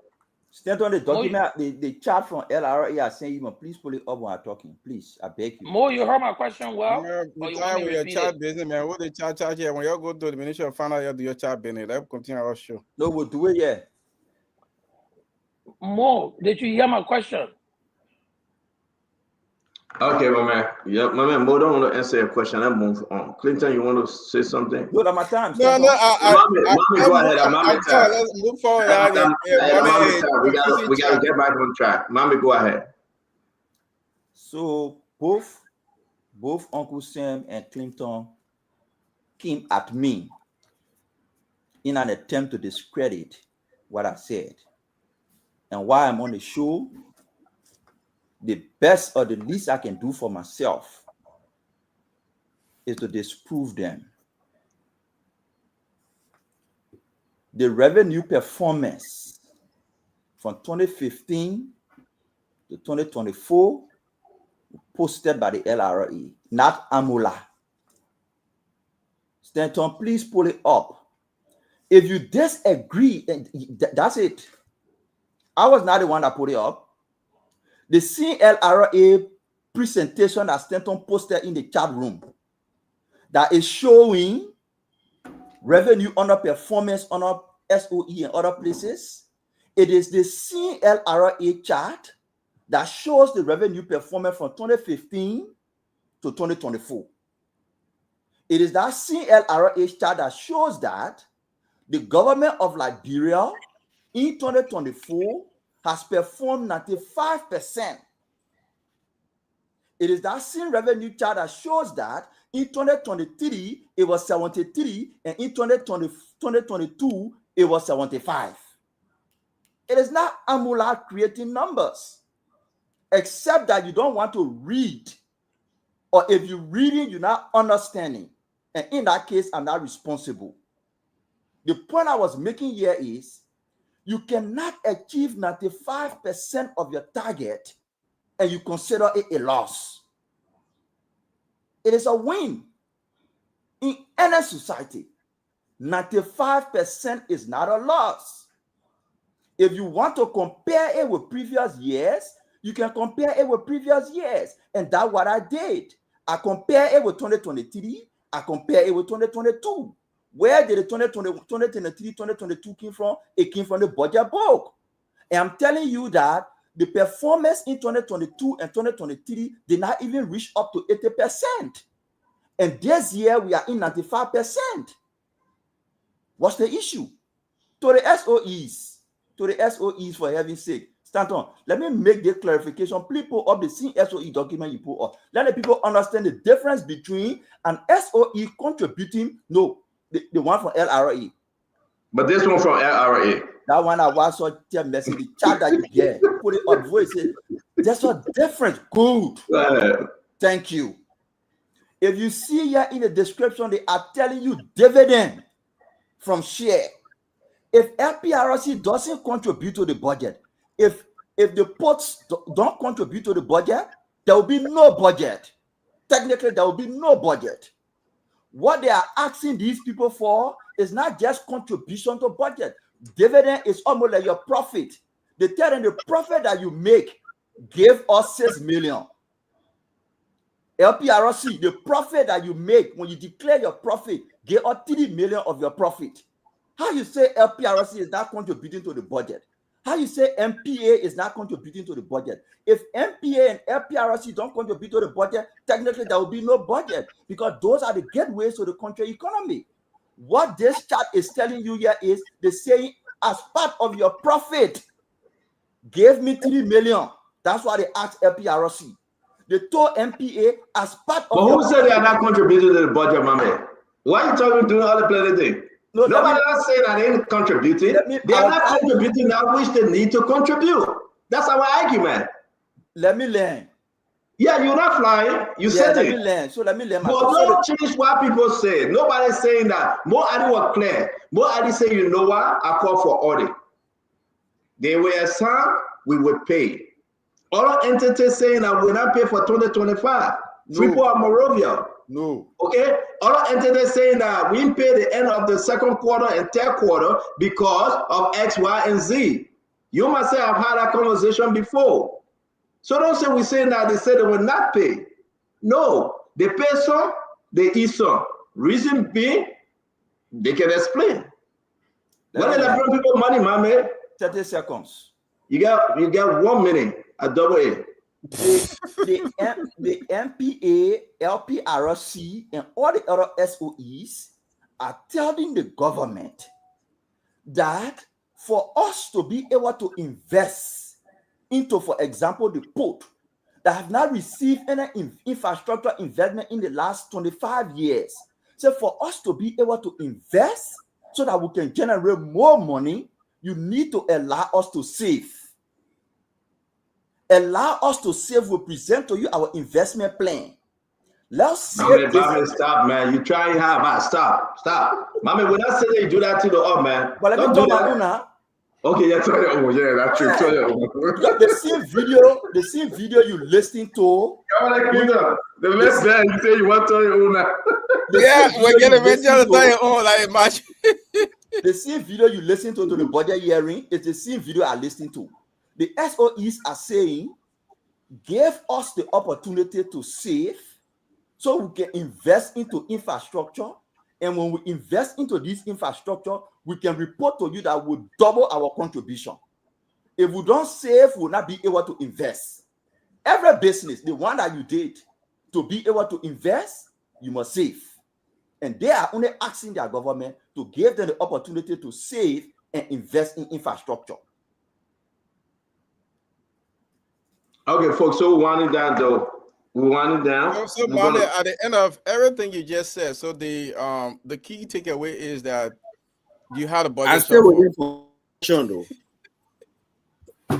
You coming in, Mo Ali. You're coming after Mr. Tuado. Ask your question, Clinton. What's your question? I was just making the point that after everything, after speaking for like 30 minutes, the key takeaway you still have the budget sub for. And I say the key takeaway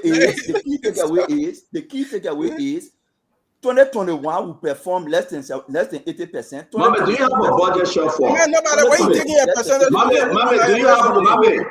do you have a budget shortfall? Do you have a budget shortfall? Stanton, that should not be the question.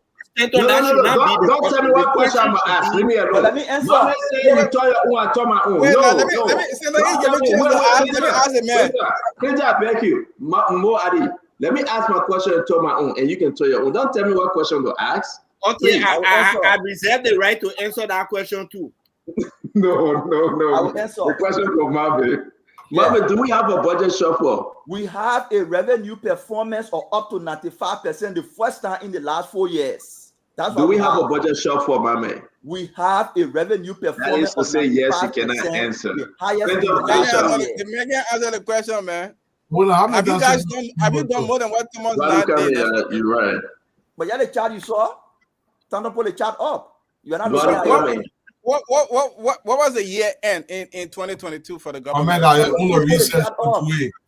Let me go do research for you. I'm going to I either one the master of charts and I only let me I ain't got time for all the Let them pull a chat up for the lawyer. Please pull a chat up for the lawyer. Start on. No, the lawyer talking about.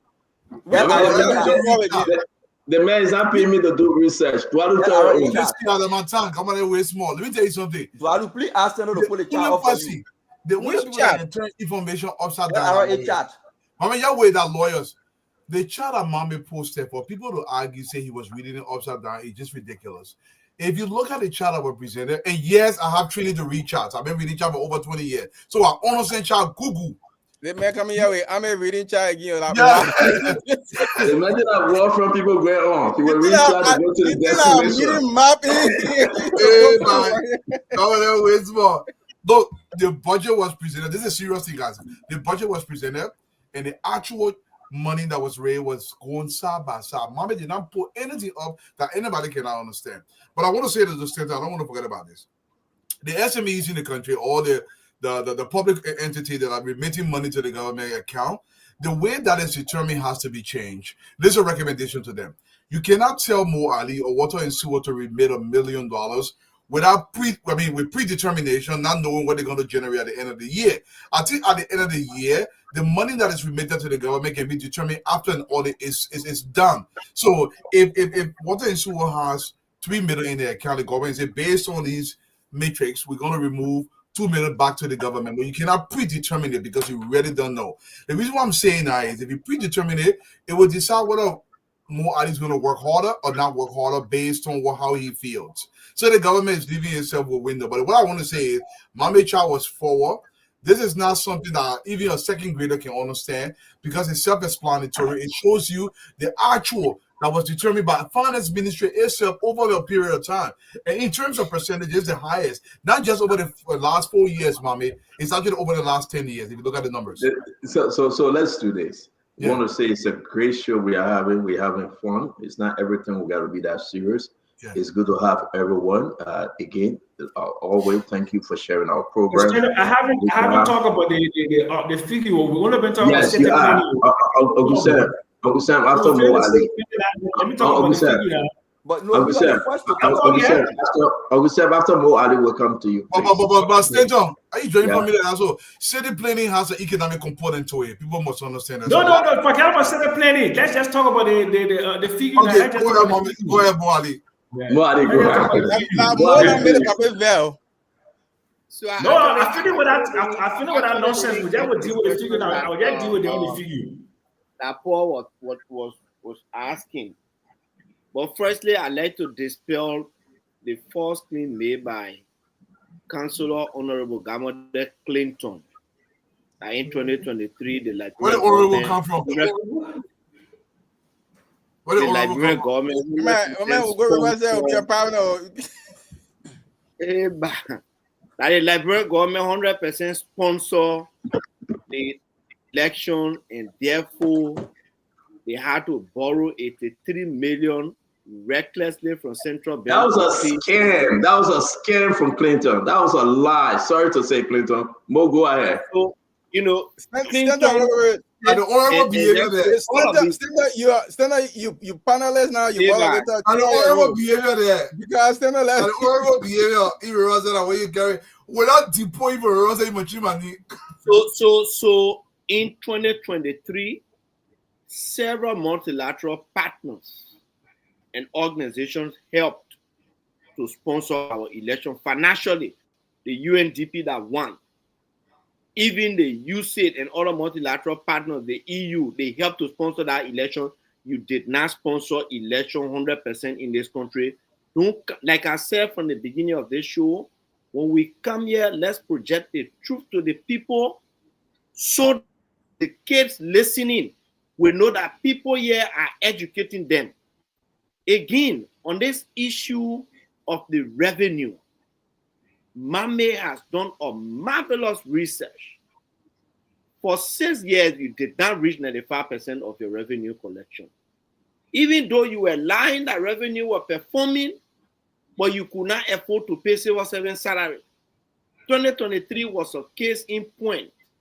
And our team, you just jump out, you say, oh, when UP were leaving, they left $197 million there that the how you call it, IMF king and authenticated. You don't put any facts.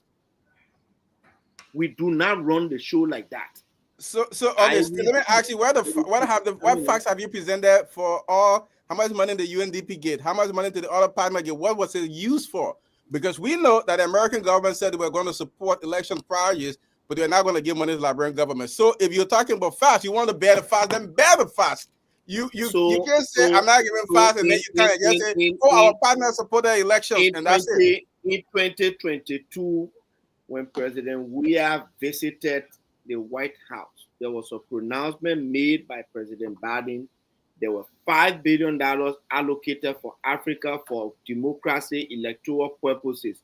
Liberia was one of the beneficiaries. In fact, you seditions were running around here. Oh, Liberia can get $5 billion until we broke it down and we told you the money was to enhance democracy, was to support electoral processes. Come on there, Clinton.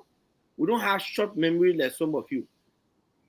How much money did the American government give to the Liberians for election support? And so I will go by saying the performance in the year, despite the scattered system that we inherited, despite the scattered no system that the CDC left, to have performed 95% of revenue, and that could even go to 97%, is very, very marvelous. And you should be patting this government on this back. That for this year, we did not run to central bank to rip the central bank, to rip the central bank apart, to pay the civil servants. We pay from the revenue collected. That most of the development projects that we carry on, they come from the revenue that we generated. That is it. And next year, it will be even better. And, on SOEs, again, I'll say every SOE, they know how their operations are. They should come on the show and other platforms to about their SOEs. They should explain what they are doing, and they should explain what they're doing with the revenue generated, or they are contributing to the budget. It's good for all of us to do that. Thank you. Okay, so thank you. So after Uncle Sam, we'll be closing the show. We just got two. Uncle Sam, I beg you 1 minute. We got other two something to bring up very quick after Uncle Sam. Please be patient, guys. We want to say thank you for following the spoon as always. Uncle Sam. Okay, so there's a projection and there's an actual. And I will continue to insist that you cannot have an actual when the books are not closed. Any student of elementary accounting will know that when the books are not closed, you cannot get an actual. What Mama is presenting is the figment of his imagination. The books have not been closed. It's not December 31st. And when December 31st comes, don't say Mama presenting. It is report. Don't say Mama presenting. But Mama will give you. The point is that is not a year-end report. That's not the end. Wait, guys, wait. Mama, you will respond. Mama, you will respond. That's okay. Finish. Mama, you respond. Please. Economics talk, Mama. Maybe you will learn something from him for set planning. I beg you, let the man talk. Hey, man. So, student of accounting, all of y'all listening to me then, you all will know that actual and variance can never be seen until the books are closed. What Mame is showing there is the figment of his imagination, is a figure taken out of thin air. It is a figure meant to do what? Fool the public as they did in the elections of 2023. Lies, lies, and lies. Okay? That's all I have to say. You cannot give me an actual and a variance until after the books are closed. It is not December 31st, and even after December 31st, it would take a few weeks or even a month or so to see what the thing, because you have account receivables still out there, accounts payables, you have bank balances that are not being reconciled. I'm talking accounting. You have not reconciled the balances yet, my man. So you can't do the actual, so stop it. Stop lying to Liberian people. Thank you very much. Senton. Yes, sir. I don't want it to be a war between Uncle Sam and myself. I know his mission. His mission is to discredit the achievement, but accept what he considered to be underperformance. You were the one that posted, you Stanton, were the one that posted the LRA report in the chat room. Did you post in the chat room a fake figure from LRA? But it's all on social media. This is from LRA, what I posted today. It was sent to me. Thank you. So, and that's where the only thing that I'm not seeing, Mami, everything we display, that's from the LRA document, right? That they share. But I'm looking for this one. Did you see this there, Mami? Was it in there? Okay, so what I want you to look at, the LRA document that you posted, I want you to put up. Forget about that document. Okay. Put the LRA document up. So no, I'm asking a question. Where you got this from? Good. You see the actual year from 2022, 2023, 2024. Look at each of those numbers. They are exactly what the LRA reported. For example, 2022, 6.14.9. 6.14.9. Go back to 2023. Compare A. 2023, LRA reported 611.9. Go back to the document you put up for LRA. What you see there for 2023? Is it not the same? Go to 2024. LRA reported 663.2. Please post all the LRA document. Isn't that 663.2? Okay, so let me ask you a question. Let me ask you a question. You created something else. No, I did not create. Let me tell you where you got this from. What I did was I only used the line graph. I only added the line to show the increment in the percentage. So what is it? What is this domestic revenue? Oh, brother, man. No, but listen now, let Mami correct himself, because I think where we got off, Mami, you said this was part of the LRA document that I shared. No. But you took away from the LRA document and you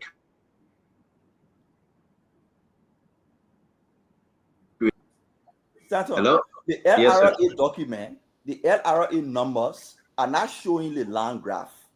What I did was I took the same LRA number and I want you to get that's it.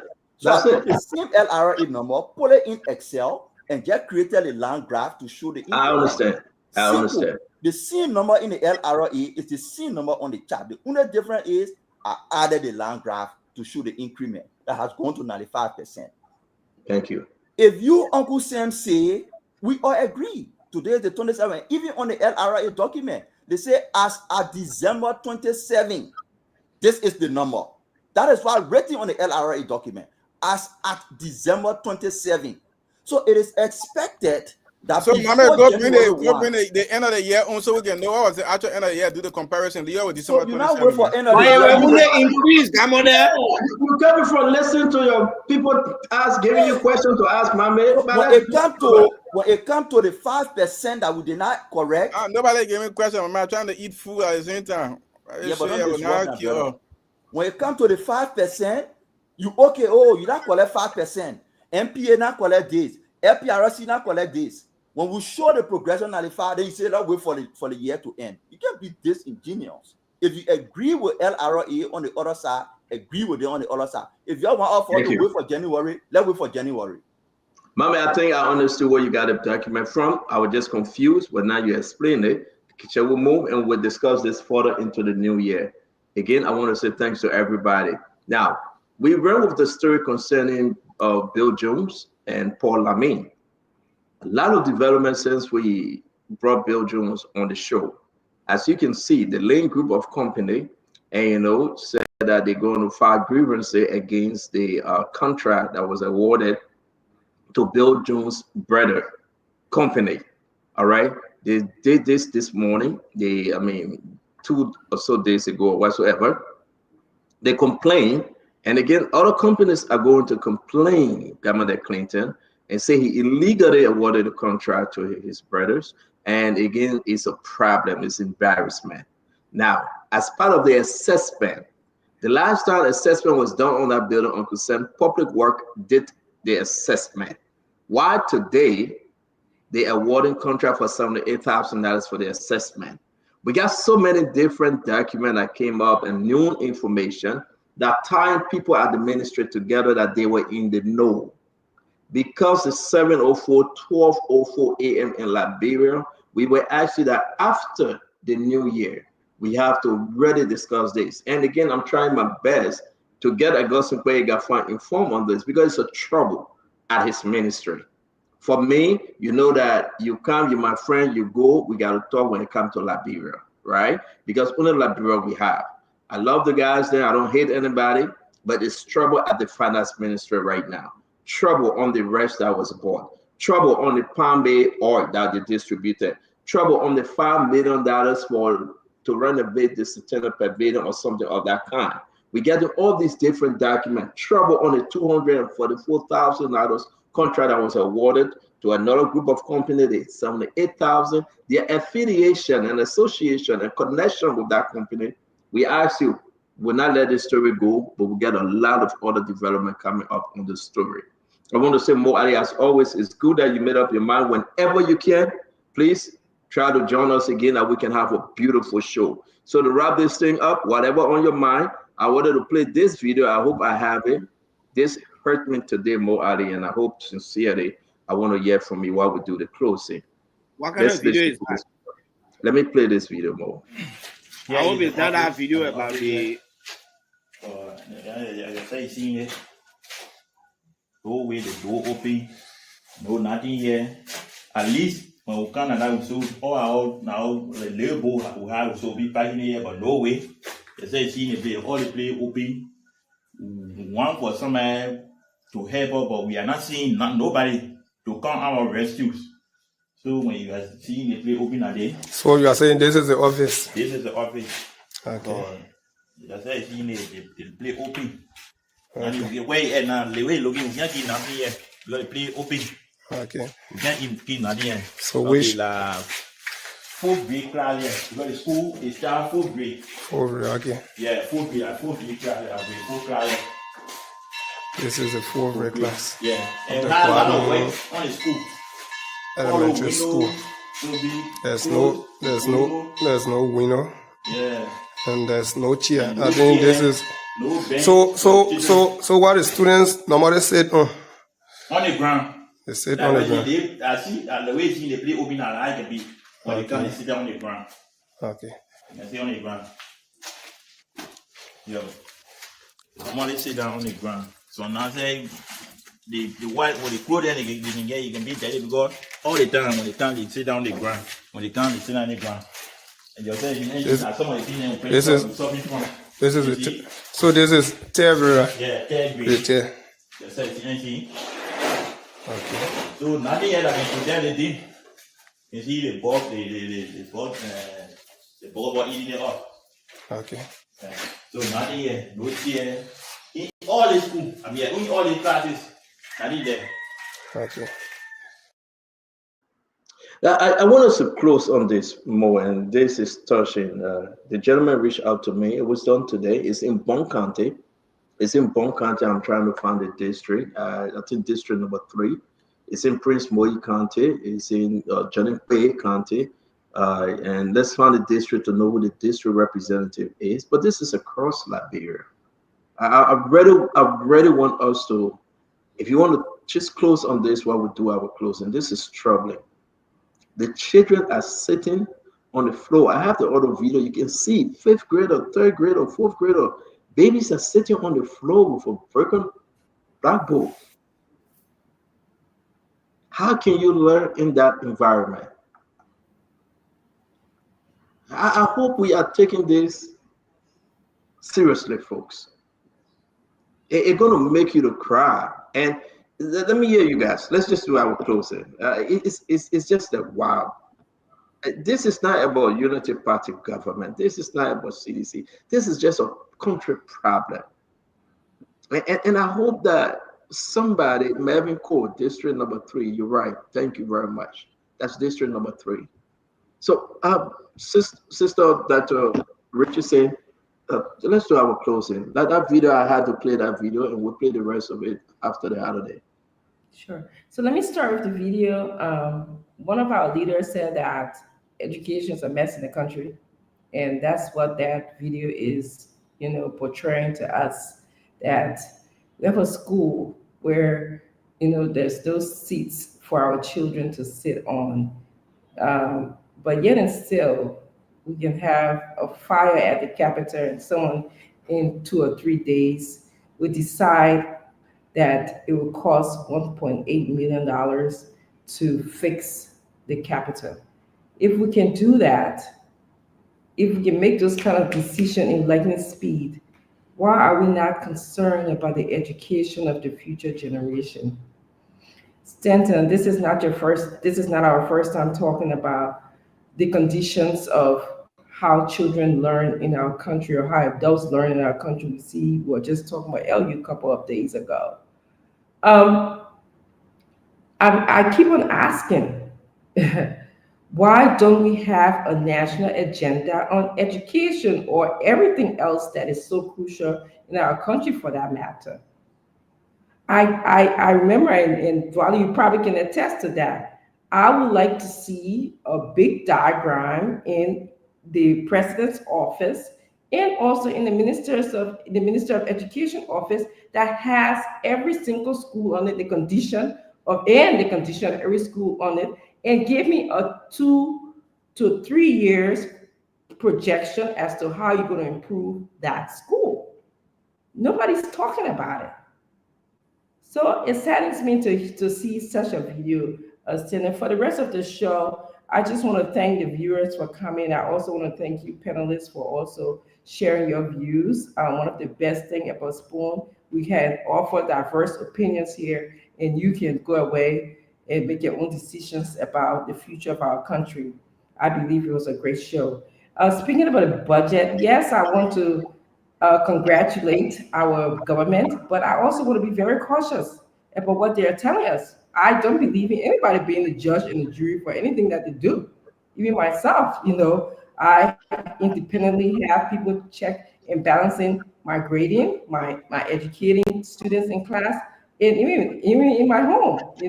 I encourage my children to check and balance their my parenting skills. So if we come here and say that we have 95 achievement rate in our budget collection, I would appreciate it if, and I morally agree with me, to have an independent body here verifying that 95% achievement is okay. Because I don't know how those numbers got there. The average Liberian may not know how the number got there. And Uncle Sam talked about the projection mechanism. What do you use to project? To project that, I have actualized how much I'm supposed to attain from the budget. How do we know that? How do we know by December 27, this is what this is the projection of what I would have received or what I would have spent? I don't know that. And this is what we need to explain to Liberian people. I think that lawlessness, as we saw in the mob justice, relates to how we enforce our law. I understand that the laws are on the book. We have an issue enforcing the law. And we started to show how we need policemen, lots of them on the streets. We need people to be responsible for how to behave. We need citizen responsibility. I'm not going to negate the responsibility of citizens in terms of maintaining the law. I mean, I was driving today, it was late. I mean, there was cars parked with coal, just parked on the road. Luckily, but the driver was able to navigate to make sure that we don't run underneath those cars. But there should be some kind of mechanism put in place that you're not allowed to do that. If you're going to do that, you put some kind of reflector light so people can see. Lastly, as you talk to the bridge, so we talk about maintenance, we talk about educating our population to know that certain tons can travel over a bridge. If you're not educated, you don't know. And whoever took bribe to allow more than what is expected, the tons that is expected to travel on the bridge should be investigated. They should be put in jail. This is criminal because we are now going to use the Liberian people money in double times because that bridge just got fixed from what I understand. You know, I got a message from someone who told me that bridge was just fixed. It was closed for a while and it was fixed. And it was specifically, somebody told me, my man confirmed that the tons of how many tons were supposed to go on the bridge was a specific, it was known to everybody. So somebody took bribe and that person should be held liable for closing and inconveniencing the rest of the people in Sano County. Thank you, Stanton. Is that Sano or River? Well, what that bridge at? The location by the river. ITR bridge is between River Set. It's in River Set actually, and I think But from my understanding, the people can use that bridge to go to West Sano. Man, that's a way, definitely. So that's why I say inconveniencing the people in Sano. Yeah, you're right. All the bridges were actually on Buchanan Road onto the 50th road.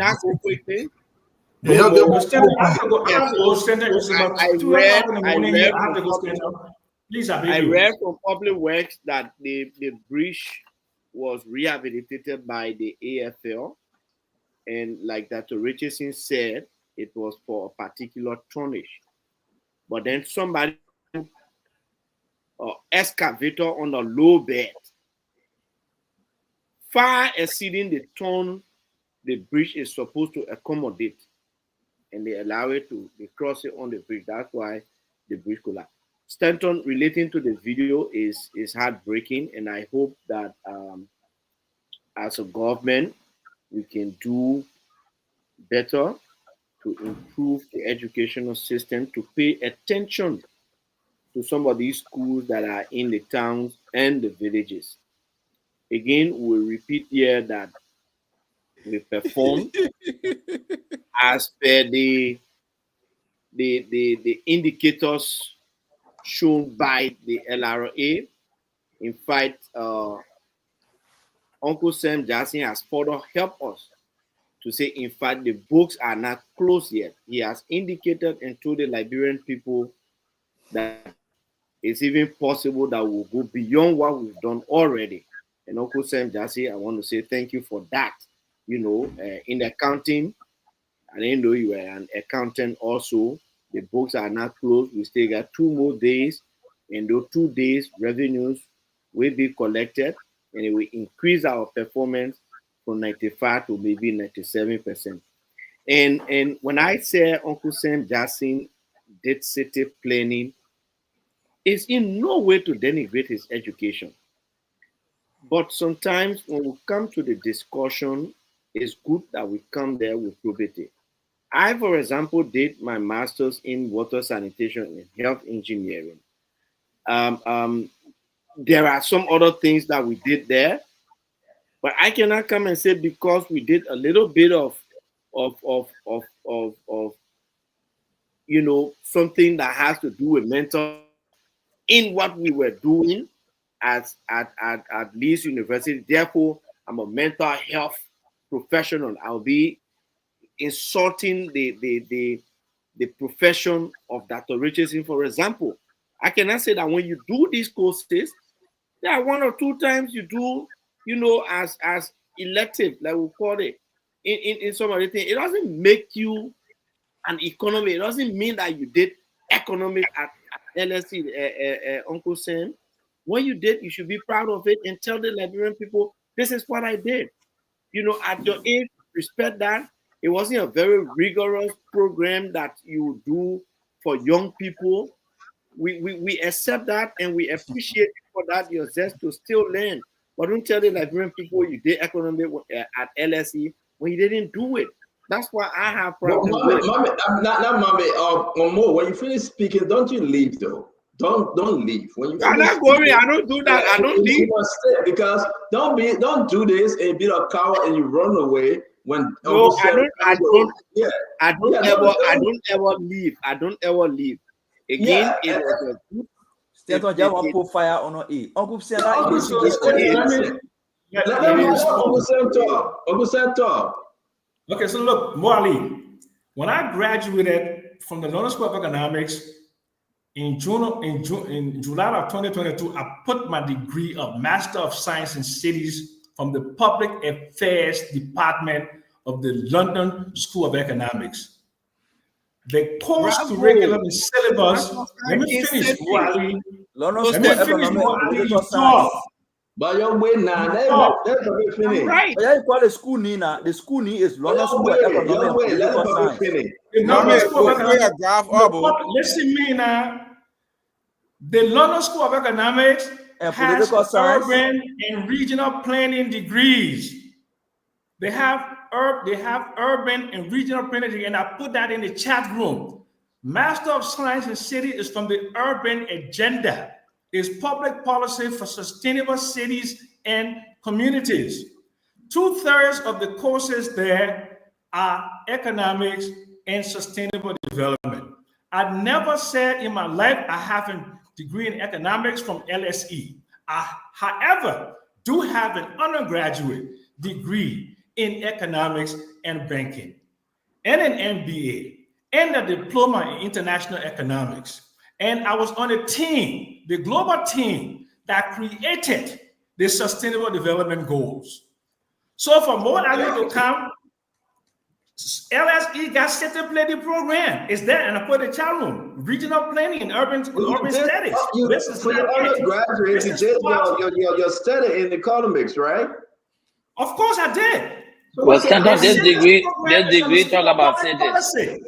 The one with that thing is not economic. Every other degree is regional planning. Yes. It's just about public policy. It's and this degree is just about cities. It's just about degree for the interior. Cities, what does that mean? When you say the degree is about cities, what does that mean? It's about sustainable cities and communities. You're talking about urban economic policies. I was just reading the thing. LSE 3 economics, LSE 3 economics. I never said it was an LSE economics. Go sleep. I'm a Prince University economics. And they say what up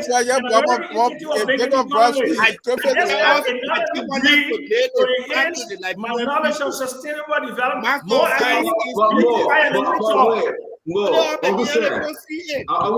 Uncle Sam, this is very important, Uncle Sam. I beg you. Can you post your degree from the other institutions, the other universities? I don't have them with me right now. I really don't have them with me right now. Okay. I ain't got it. I don't have access to it. It's on the You will not do it. You will never do it. I want to do it. Uncle Sam, you have to understand that this is by the UP supporters to distract you.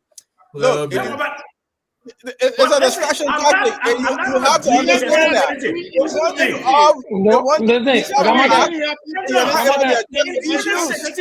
In 2016, nobody I did not have a college degree. It is the master of science. Uncle Sam, we beg you 1 minute to ask. Do you have a degree? Clearly stating you did your economic study in Master of Science. I don't have a Master of Science in economics, of course not. I never said that. Thank you. You have it in cities. But I have Master of Science in What does that imply, though? That's the thing. You go but LSE website will make you see the curriculum about it. We don't want to know. You want to make this about me. More Ali, I have 3 undergraduate and 2 graduate degrees. Okay. You cannot take that away from me. Okay? No, I went to LSE because I wanted to have a new education in sustainability. Don't add people. Why Stephen Johnson ain't come here today? Stephen Johnson said, I have a bachelor's degree. I have a bachelor's in political science. I'm not political scientist. He said, I can have a whole bottle of research to come and learn political science by degree. Morally, you want to do diversion, okay? I told you very well. I have 3 undergraduate, two even food that the richest is saying like have a degree in economics. She said the LSC economics degree. Why on this tonight? From the department of the University of Economics. You want to accept that? You don't accept that?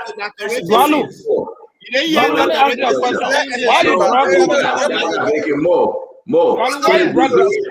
So the degree that just show 1 minute, I beg you for 1 minute. I beg you. So Mo, the degree that Uncle Sam just show us, this degree, right? Let me be serious for the sake of God. Mo, this is not, I'm not playing. I'm begging. MSc Yeah, hold on now. Is that what Joseph Boyan can get a public city mayor job somewhere with this degree?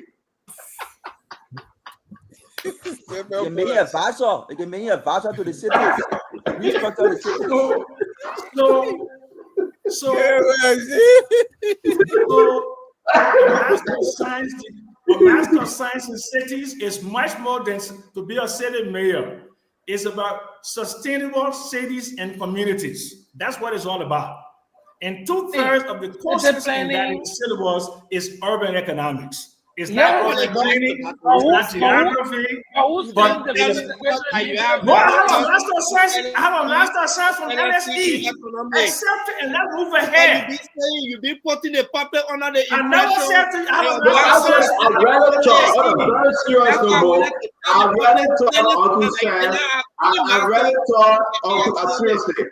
read it taught Uncle Sam had a doctorate degree in economics. I really thought I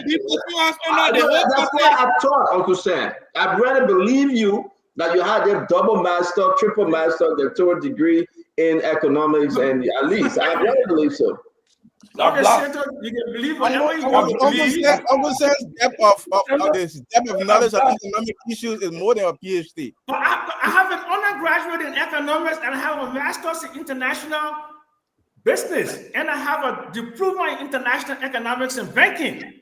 So how many degrees I want to get? From SLE? No, from Fish University.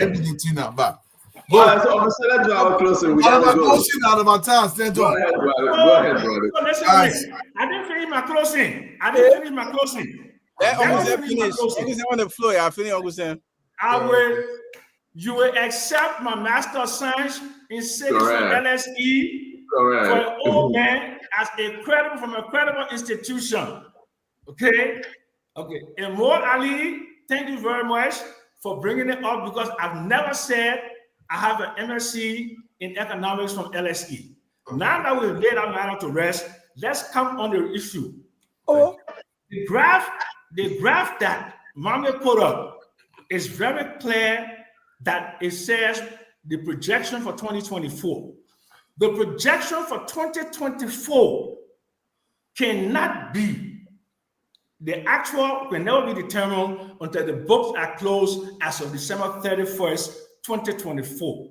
This is not December 31st, 2024. So the book, so the actual, what he put there is fraudulent, is fake, and it's not part of it. Thank you very much. Thank you, Uncle Sam. Thank you, guys. Thank you so much. And Stanton, let me give my disclaimer before tomorrow y'all come. I'm a bona fide high school graduate and I celebrate this heavily. But let me say this. Poverty is the punishment for a crime that you did not commit. This is what we do to our children. Let's get serious, gentlemen. When the people that are coming after us, we put them in classroom that is not even representative of anything from the 1900s. We are punishing them for a crime that they did not commit, which is poverty. I don't know what we're going to say to our children that we are preparing them. When I made an argument here one day that our children are not really on par with the rest of the world, they say, oh, because you didn't go to LU. It's true, I did not go to LU. But are we giving LU the proper tools so they can compete competitively in the world? No, we are not. This is what you see. And Stanton, in our school, you posted, It is almost representative for any location in the country. In fact, some places in Monrovia have comparable. If you guys remember Dr. Francine, when I was in Liberia, I went to that Babin school in a pigsty. This is where our children are in Monrovia. Think about the bush quarters of Bapolu County, of River G County, of Riverside. Think about this location. Let's be frank. The brother that was in the video, he's trying to help. Because okay, anybody say this is the man that should be teaching these children. I'm not putting him down, but what I'm trying to say is we're not only failing them, we are reversing them in a bad position because the young man himself is not even prepared to teach them. But he's doing better because there will be nothing there if he's not there.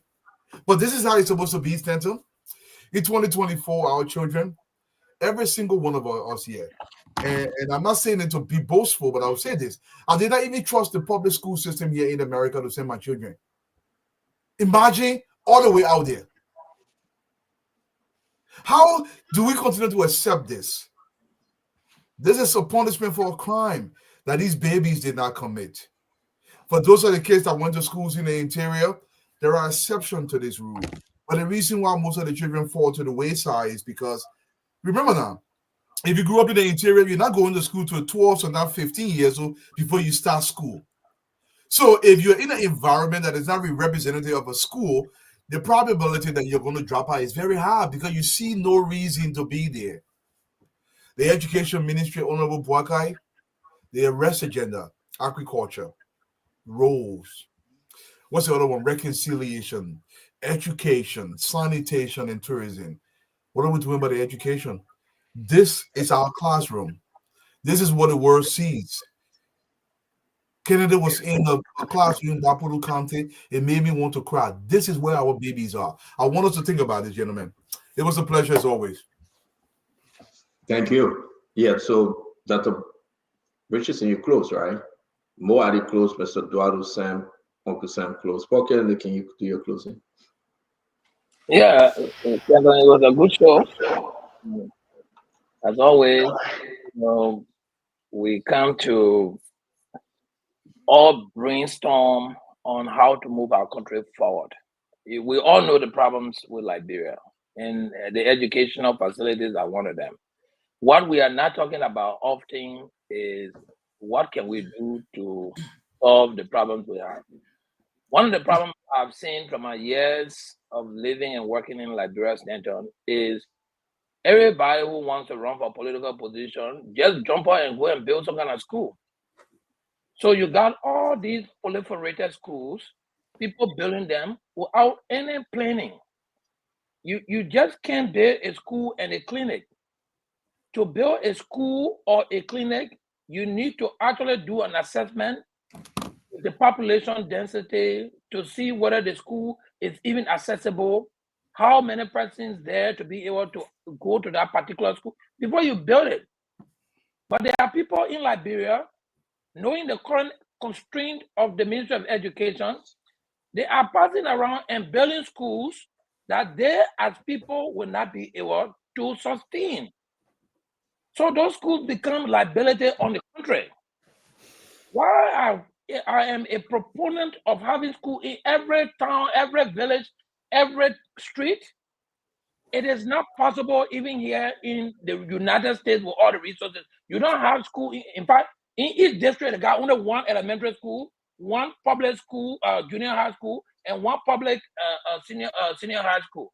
You cannot have more than one public school. They will send everybody, making sure, because when they do that, they amalgamate resources and make sure it is effectively utilized. The Ministry of Education has to begin to pay attention to that, to begin to review some of these schools, to see whether they even meet the standards and quality to call themselves schools. You know, these are the kind of solutions which we're putting on the table. We see the problems, but what are the solutions? Those are the kind of things which we're talking about. As far as the public safety issue, we will be crying to the government to increase the police budget. The police in Liberia is, from my definition, they are struggling to have less than 5,000 active police people. And somebody corrected me and said, you have 8,000 police people, but there are only 5,000 that are active on duty. So the active duty ones about 4,883. People got less than 10 cars that are assigned in places.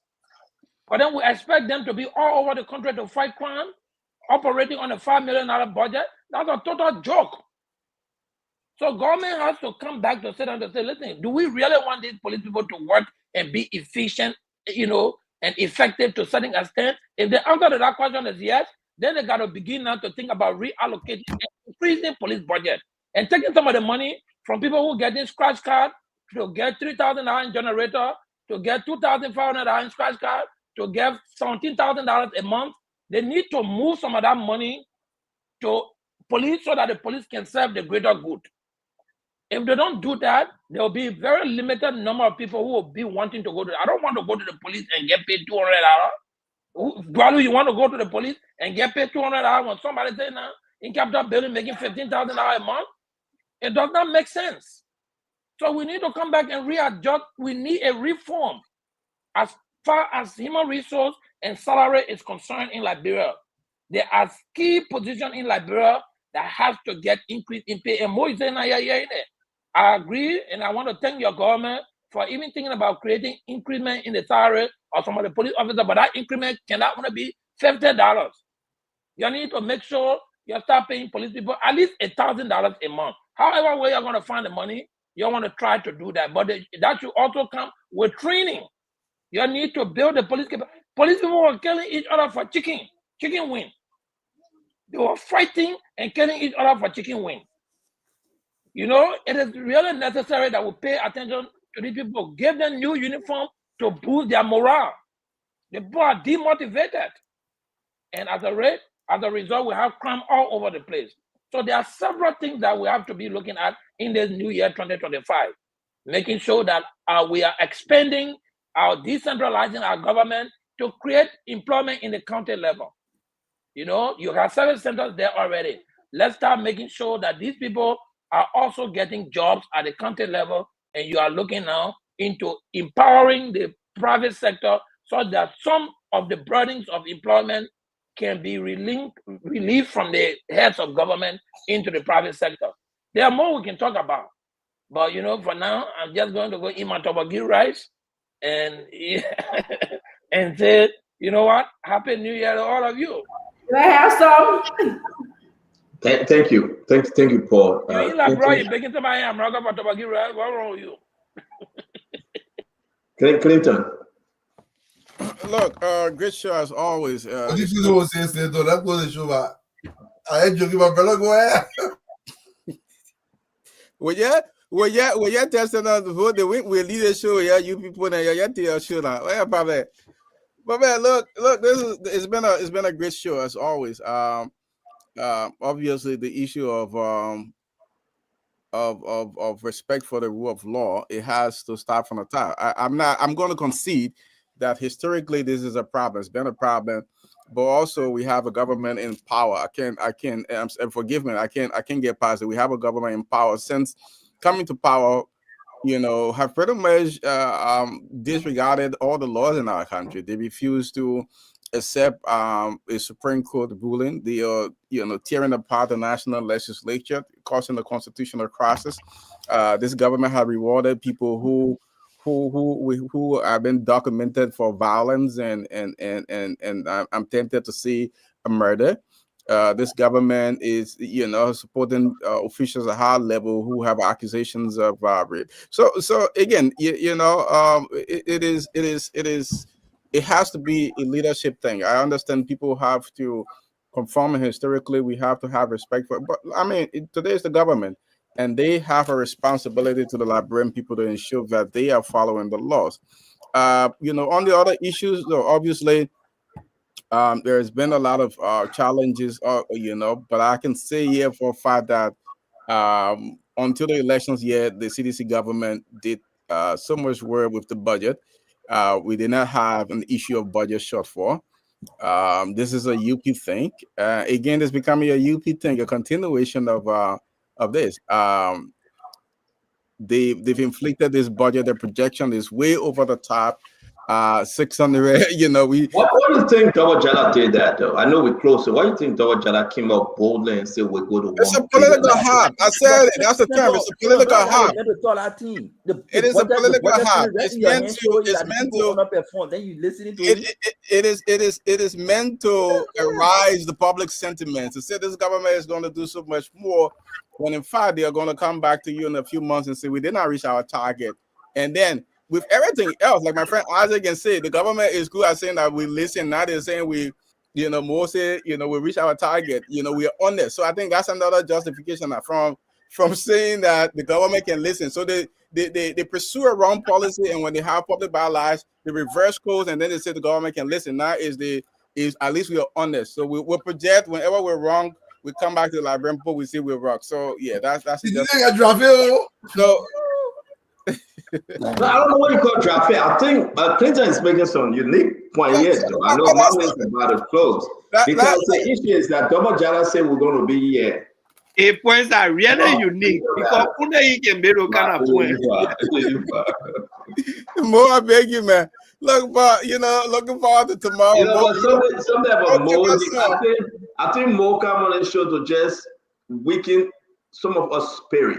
We want to get in Zico. Right? More just like I think that's his mission. We're really into it. Let me do my closing and Mama, you can take us home. I want to appreciate every one of you. Tomorrow we'll be having a show. The show time will be from 4 p.m. to 5 o'clock because people got to go out and go to churches. We have to just do a year in review. If you can come and join us. We want to open the full line and hear you. Right? We got to go to church. More, he doesn't go to church, so wherever you're going to find yourself in a situation, we hope that situation take him into the new year. You know I love Bo Ali, right? Steven Johnson, Patrick Honda, Sekou Dukle, Emma Stowe. We are all crowd of guys, right? We just want our country to be better, right? This is the government we brought to power.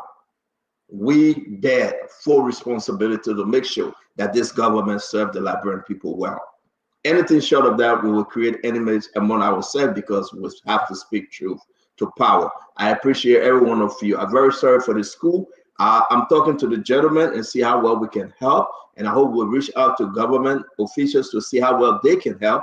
That our school be your place. They have 52 students sitting on the floor. 52. They are sitting on the floor. And then I hope that we can just hold ourselves responsible. Though, like Eduardo said, we shouldn't create a situation tomorrow. We have a lot of Zocos on the street. Then we say, how did we get here? Let's fix it now. Let's fix it now. May God bless you. Because save our state, and again, Spoon Talk to be continued by God's grace. Abula Mama, take us home. Thank you, Stanton. It was a good show. I mean, one of the fundamental. Stanton, sorry, I gotta run. Permit me to run. Go ahead. I really gotta go.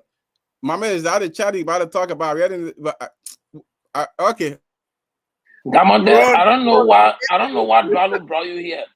Why you brought the Gamande man here? That's still told the man you're calling that that's not brother man you. So like I was saying, one of the, I mean, on a platform like this, when facts are presented, you just stick by them just to maintain your own respect for the audience. It's just important to do that because the people that are listening to us, some of them far above us, some of them below, some of them in the middle. Just for the respect of the audience, you want to stick with the facts. I mean, LRA presented a report. We all see the report. Nobody created the report. The first thing you jump at, oh, budget shortfall. When we present the facts to show the trend of a 95% achievement rate, then you retreat and say, oh no, and at the end of the year, you're like, we had a year end first. But you were not thinking about year end when you were running with budget shortfall. When we present the facts, then you say, that we'll let year end. So yes, we're waiting here the year end. And we expect that when the year ends, that number will increase. But it is beyond budget performance in terms of revenue. We want to see how our government will perform in terms of allocating resources into growth corridors that create jobs for our people and address the issue about economic hardship. That would be the next step. How do we push the government to put money into that school that the video we're looking at and the many other schools? How do they put money there and not just put money in the run of the bureaucracy of government? That would be our fun. But if you come to budget issue, we show you the trend. Over the last 3 years, you did not reach 80% of your budget. I was just taking 3 years, but Value even took it up to, I think he said 12 years. We can criticize, but there's something in criticism. Sometimes when you manager and you're leading people, they say those small gains, point to them. So today, we want to point to those custom officers. We'll be on them a whole lot. We know many bad apples among them. Many bad apples diverting public resources to private use, custom officers. St. Johnson can always be on them. But if you see the report, the revenue report, the highest performance, 104%, is because of a collaboration between the ports and the public and the custom officer to close leakages that led to that 104. We want to congratulate them and the port authorities and all the different ports to increase that vigilance on closing the loopholes so we can generate more revenue for our country. We wanted to say that. Going forward, tomorrow, hopefully we can come and talk about the year-end review. So we show to our people that Liberia is a country that is rescued. But the recovery process, we're not happy with it. But rescue, yes, we rescue. We are rescued from a situation where in the past, people will conduct audit. I mean, Ellen used to go and say, I take responsibility. Other people will go to court. That was the practice. They will allow the auditors to do their job. They will go to the court. They will make the case. Some of them will get no guilty verdict, even though the money is missing, like in the case of Erin Snow. But nobody was killing auditors. Auditors were not just falling down and dying. For the last 6 years, we saw a new phenomenon in our country. People who are conducting major audits were just dropping and dying. The country has been rescued from that. Drugs has been here all the time. We don't want it. We want our country with all drugs. But we're managing, trying to fix it until the people came and they then presented the country as the destination and the hub for drugs in West Africa. That will not happen again. So, yes, the country was rescued from many things we can name, but the recovery process is what is not happy with. And we hope the government can see reason to put energy into the recovery process. But rescue, the country will rescue. Mami, thank you. Moali, thank you. Dr. Richardson, as always. Samuel Jackson, thank you. Paul Kennedy, you guys have a wonderful evening. I hope to see you again tomorrow. Thank you very much. As to all of our followers, we want to say thank you. Nelson, can you come on? To all of our many, many followers, we want to say thank you. It's always good having you for one whole year. You still with us. You hang on, and you make us proud. You make us the biggest, the baddest, and the widest. I want to say thank you for all you do and all you continue to do to make Spoon Talk your premier primetime program. Only in Liberia will say this. Only in Liberia will do this because Liberia is where we all gather. You talk your own. I talk my own. Nobody going to get vexed. Let's create that attitude. Let's just create that mindset. Nelson, are you coming? Let's just create that attitude as always because it's only good that we should. You know what? This time in Liberia, Nelson, we shouldn't get vexed because somebody say, Afro Unity Party, I see this one. If you from CDC, say your own too. It's equal. Go into the new year with new attitude. If the person lie and you get the facts, come on. Hold that headache and say, no, I'm the best. I can talk plenty. No. Say your own. Let the person say their own. The government people then come and say, oh no, they're not like this. We want to see clear. Where the people money going? Why you not putting it in the government account? Who eating some? What you doing with it? The money not your money. Well, at least say I call for order. Then they can't order me. That's a good thing. And I bring people money, not your money. So if you say you are not giving it into the consolidated account or whichever account, they don't want to question you. We want to question you. And that's what we are doing. So I still get about 12 more minutes left. I want to go to the phone line. You heard us talking on the show today. Let's hear you. Those of you that stay with us, we want to hear you. We want you to call.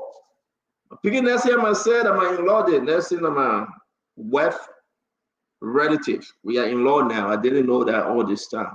So we're going to hang out here. We want to hear from you. What is going on in the country? Everything. Let's hear you. The thing about the budget, the thing about the shortfall, the thing about the long fall, the middle fall, whatever it is. Let's hear you, Nelson. Those that are up and they can't go to bed because any reason that they can't go to bed. Nelson, open the phone and let's hear them. We told our own. That's time for them to tell their own. And let's just make this an interesting show for the next 10 minutes, right? We're going to open the phone line. Let's see, let somebody web all our information over. I don't know who are cleaning house. Yeah. That you? I tried putting some back today. You did it? No. The new people that we got, right? I really don't know, but we are recovering everything. Somebody web all of our information. I heard that Cheddar play, but that's okay. So let's go and let's go to the phone line, Nelson. And let's take some calls. If you are interested, you want to call, you have the time. Let's open the phone line. 0555-101075 is the local number to call, and we have the WhatsApp number up. Sheikh Sharif. I'll make Sheikh Sharif. You hanging on the show? Yeah, Sheikh Sharif. Happy New Year. And, Sheikh, how you doing, man? Yeah, that's our man right there. Okay. In the chat room fighting about the degree thing. Hey, Nelson, the degree thing that's real too. Yeah, I'm reading that stuff. But let's go ahead. Open the line, Nelson. Let's take some calls. Those that are up, let's listen to them. So let's hear you. Your name and where you're calling from. You want to reduce the volume of a radio. Just walk away. There goes Elia from District 2. Yeah, Elliot, go ahead. Let's hear you, sir. Yeah. You see, in government, the central bank gave its report today. And we listen to the report. Every day we listen to radio. So even the government never do anything on them. Because the central bank gave a good report. So even the budget you're talking about, and people don't understand, at the end of the day, the central bank and the revenue will reconcile. Okay. I believe that. Thank you. All right, thank you. Let me take this one, Nelson. Your name and where you joining us from? Hey, Santa, this is Saturday. You're out here calling from Connecticut. Talk to us, Mr. Sunday. How you doing? Yeah, I've been listening to the show and I always follow the show. Thank and you. I'm very, very, very encouraged of all that you do with your crew, Nelson, and all the other guys. You guys have a big thank you. But there are a lot of things, there are a lot of work that Liberia needs. And moreover, I just want Mr. Mo Ali. He is doing a great job in Liberia, but if at all he's not careful, he will, tarnish his own reputation because of the saga that went on into the Capitol building. It is so. And whenever the majority group calls for. All right, let me take the next call. I'm sorry, my brother Saturday. Your name and where you joining us from? Hello? All right, so again, guys, if you please talk into the phone. Let me take this one. Your name and where you joining us from? Hello. Hello, your name and where you joining us from? I'm calling from Pennsylvania. Talk to us, man.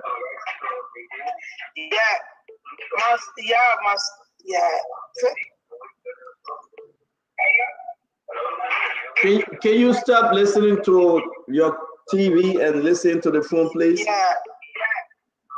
Satan, thank you for what you're doing on our show. The way you and your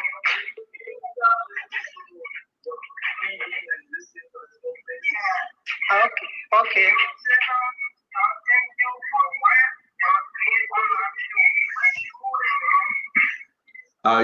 Your name, please, and where are you joining us from? I'm calling for the person. His name is Kennedy. Kennedy, please talk to us.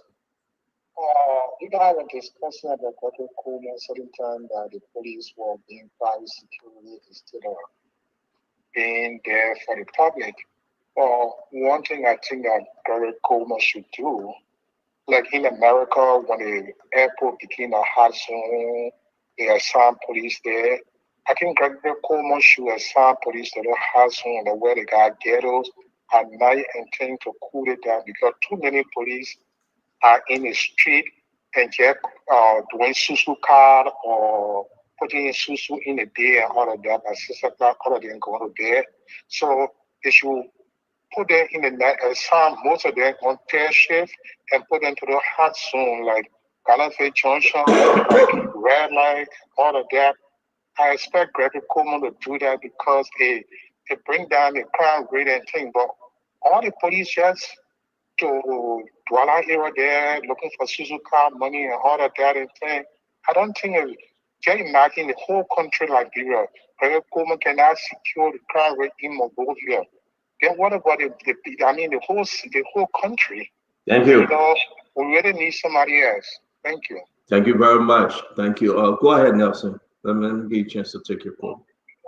Okay, so we'll take this person, 0555 101075. Hello? Your name and where you joining us from? Please go ahead. You are live. Okay, thank you. I want for the CEO, but I'm Elijah, please be audible, please. There's no job in this country. I don't know if CEO got any information on this company that came called HPS. Because I feel like I would not make it all alone by HPS? Hello? All right, let me take this one. Hello, your name and where you joining us from? Hey, CEO, I really don't want to call my name, but I'm calling from North Carolina. Yeah, talk to us, please. Okay, so CEO, right now, I think the only difference we are seeing from Liberia is a lot of people not dying, but we that do business in Liberia, we are very, very getting down, especially with the port. There are some money that we pay unnecessarily to that port. Even if you're going to be going income and revenue, you're going to be fine. For example, they got something called DP, just for continuous inspection. Nobody ever know who that money going to. Every time they will create unnecessary situation just for your continue to be delayed in the port. Then they say, oh, DP, you got to pay the 250. Who that 250 is going to? You guys really have to help to let the Liberian people know, people in charge, let them be aware of that 250. Let's say, for example, if you go and open like an RPD, if you open an RPD now, it's $265. Come on, why they change the people that we pay money for changing of leadership? Why we get all that stuff for? The people Thank that you. enjoy something different with new pattern, but everything is still the same from the port up to now.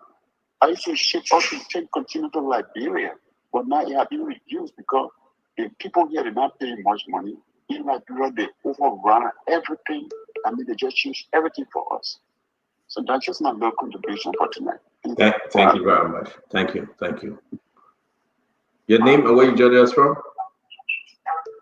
Hello? Yes, your name and where you joining us from? Hello? Yes, your name and where are you joining us from, please? I'm calling from the, hello? Yes, your name and where you joining us from? This is Asraman D. Sheriff, and I'm calling from North Dakota. Talk to us, brother. No, thank you so much. Thank you for having me today. I have always been at the Spoon Talk and I've been watching the show, so I'm very happy that Morley has reconsidered to come back on the show. And first of all, I want to condemn the act of the mob justice that took place on our country. Those things are not right. I know those things I want to steal from you already heard what I do, but that's not the way. I think following the law would be the best way to go ahead. Yeah. And the other thing has to do with more coming on the show and making a lot of clarification today. I was really, really impressed with the performance. And I hope and pray you will continue to come back and come and at least and debunk some of the misleading information we'll be hearing there. So therefore, we'll stop Bo Ali. The guy on information on the Ali. We're stopping him when I come back. Why would you start Bo Ali start? Why? Because we don't like him. And I know. Nobody, that's the way people will at least bring him on the balance the argument. Yeah, what Thank you. No, Mo Ali will be man. Just kidding. Thank you for calling. Standard that people on that show, they are on the show because of their job. We know that they come on the show there. But yesterday, you brought them back. Okay, but man, let them go back. Yeah, okay. We know that, but we allow them to come back. So let them work at more and get more clarification. We are here. We are here to stay and we'll be here. Always will be here. The other guys will come and say they are going to leave and we'll be there. Thank you so much. You are quite welcome. Thank you. Your name and where you joining us from? I'm Chris Cully. I'm calling from Minnesota. Go ahead, talk to us, please. What I want to tell, I'm calling from Minnesota. I mean, stop listening to your TV or your computer. Talk into the phone, please. Hello? Yeah, hello. Your name and where you joining us from? Hello? Your name and where are you joining us from? My name is Alfonso Gray. I'm calling from Minnesota. Talk to us, Alfonso. I believe decentralization that was spoken by a few of your panelists is the right move. And I also believe urbanizing a call center that was spoken by Dr. Richardson is also a good move too.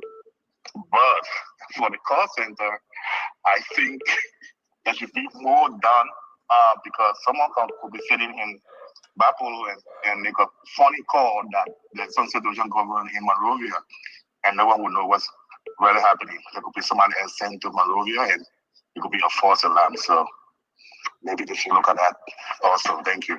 Thank you very much. So that's it from my end. Thank you very much. It's 8 p.m. That will be 1 p.m. And Nelson, I believe, is supposed to be doing his show. So I beg to leave you. Thanks to all those that called. We appreciate your call in. Till we meet again tomorrow. May God bless us. May God keep us. And may God save our state. Have a good evening and have a good night. Thank you, Nelson. Well, folks, thanks for being here tonight. We appreciate all of you for your contribution on the program. Thanks to everyone who called in. Thanks to the many of you who just play the listening role. We appreciate the fact that you can come on here and be a part of the show. Thanks to our many listeners across Radio Land, listening via several frequencies across the country. The Spoon FM 107.5, Fabric Radio 101.1, Super 95.5 in Bombing, Trust FM in Bond County, Premium Radio in Grand Crew, Trend Radio, the folks in Kakata, Gibi FM, and let me say thanks to the team there in Nimba, Seclipie, Radio Yalaman for following this edition of the show and for relaying the program as well to our many followers. Thanks to everyone tonight. This is how I would like to end up this edition of the program. Teperosa Tapoe Jr. Thanks for joining us. Charles Delan, we appreciate you. Moses Momolu, Philip Bala, thanks as well for being on. Alexander Bratt, we appreciate you. Emmanuel Williams, Sophina Menjor, thanks for being here. Ruth Goba, Ruth, we appreciate you as well for joining us tonight. Albertiba, thanks for being on. Joel Bimba, We appreciate you. Jerome, Red, Bommy King, and everyone joining us tonight. We appreciate you for coming on. The invitation is yours to join us tomorrow. Another edition of Spoon Talk will be on the radio. There's going to be the last edition of Spoon Talk for 2024. And then the next time you listen to Spoon Talk will be 2025. We appreciate everyone. Nicholas, Sarah Johnson, Darlington Newman, Josiah Foley, everyone. Thanks for being on tonight. I'm Nelson Collier. Coming out shortly is the Late Night Show, the Late Night Politics on Spoon. You can make up time to join us. Until then, have a good night and bye-bye for now.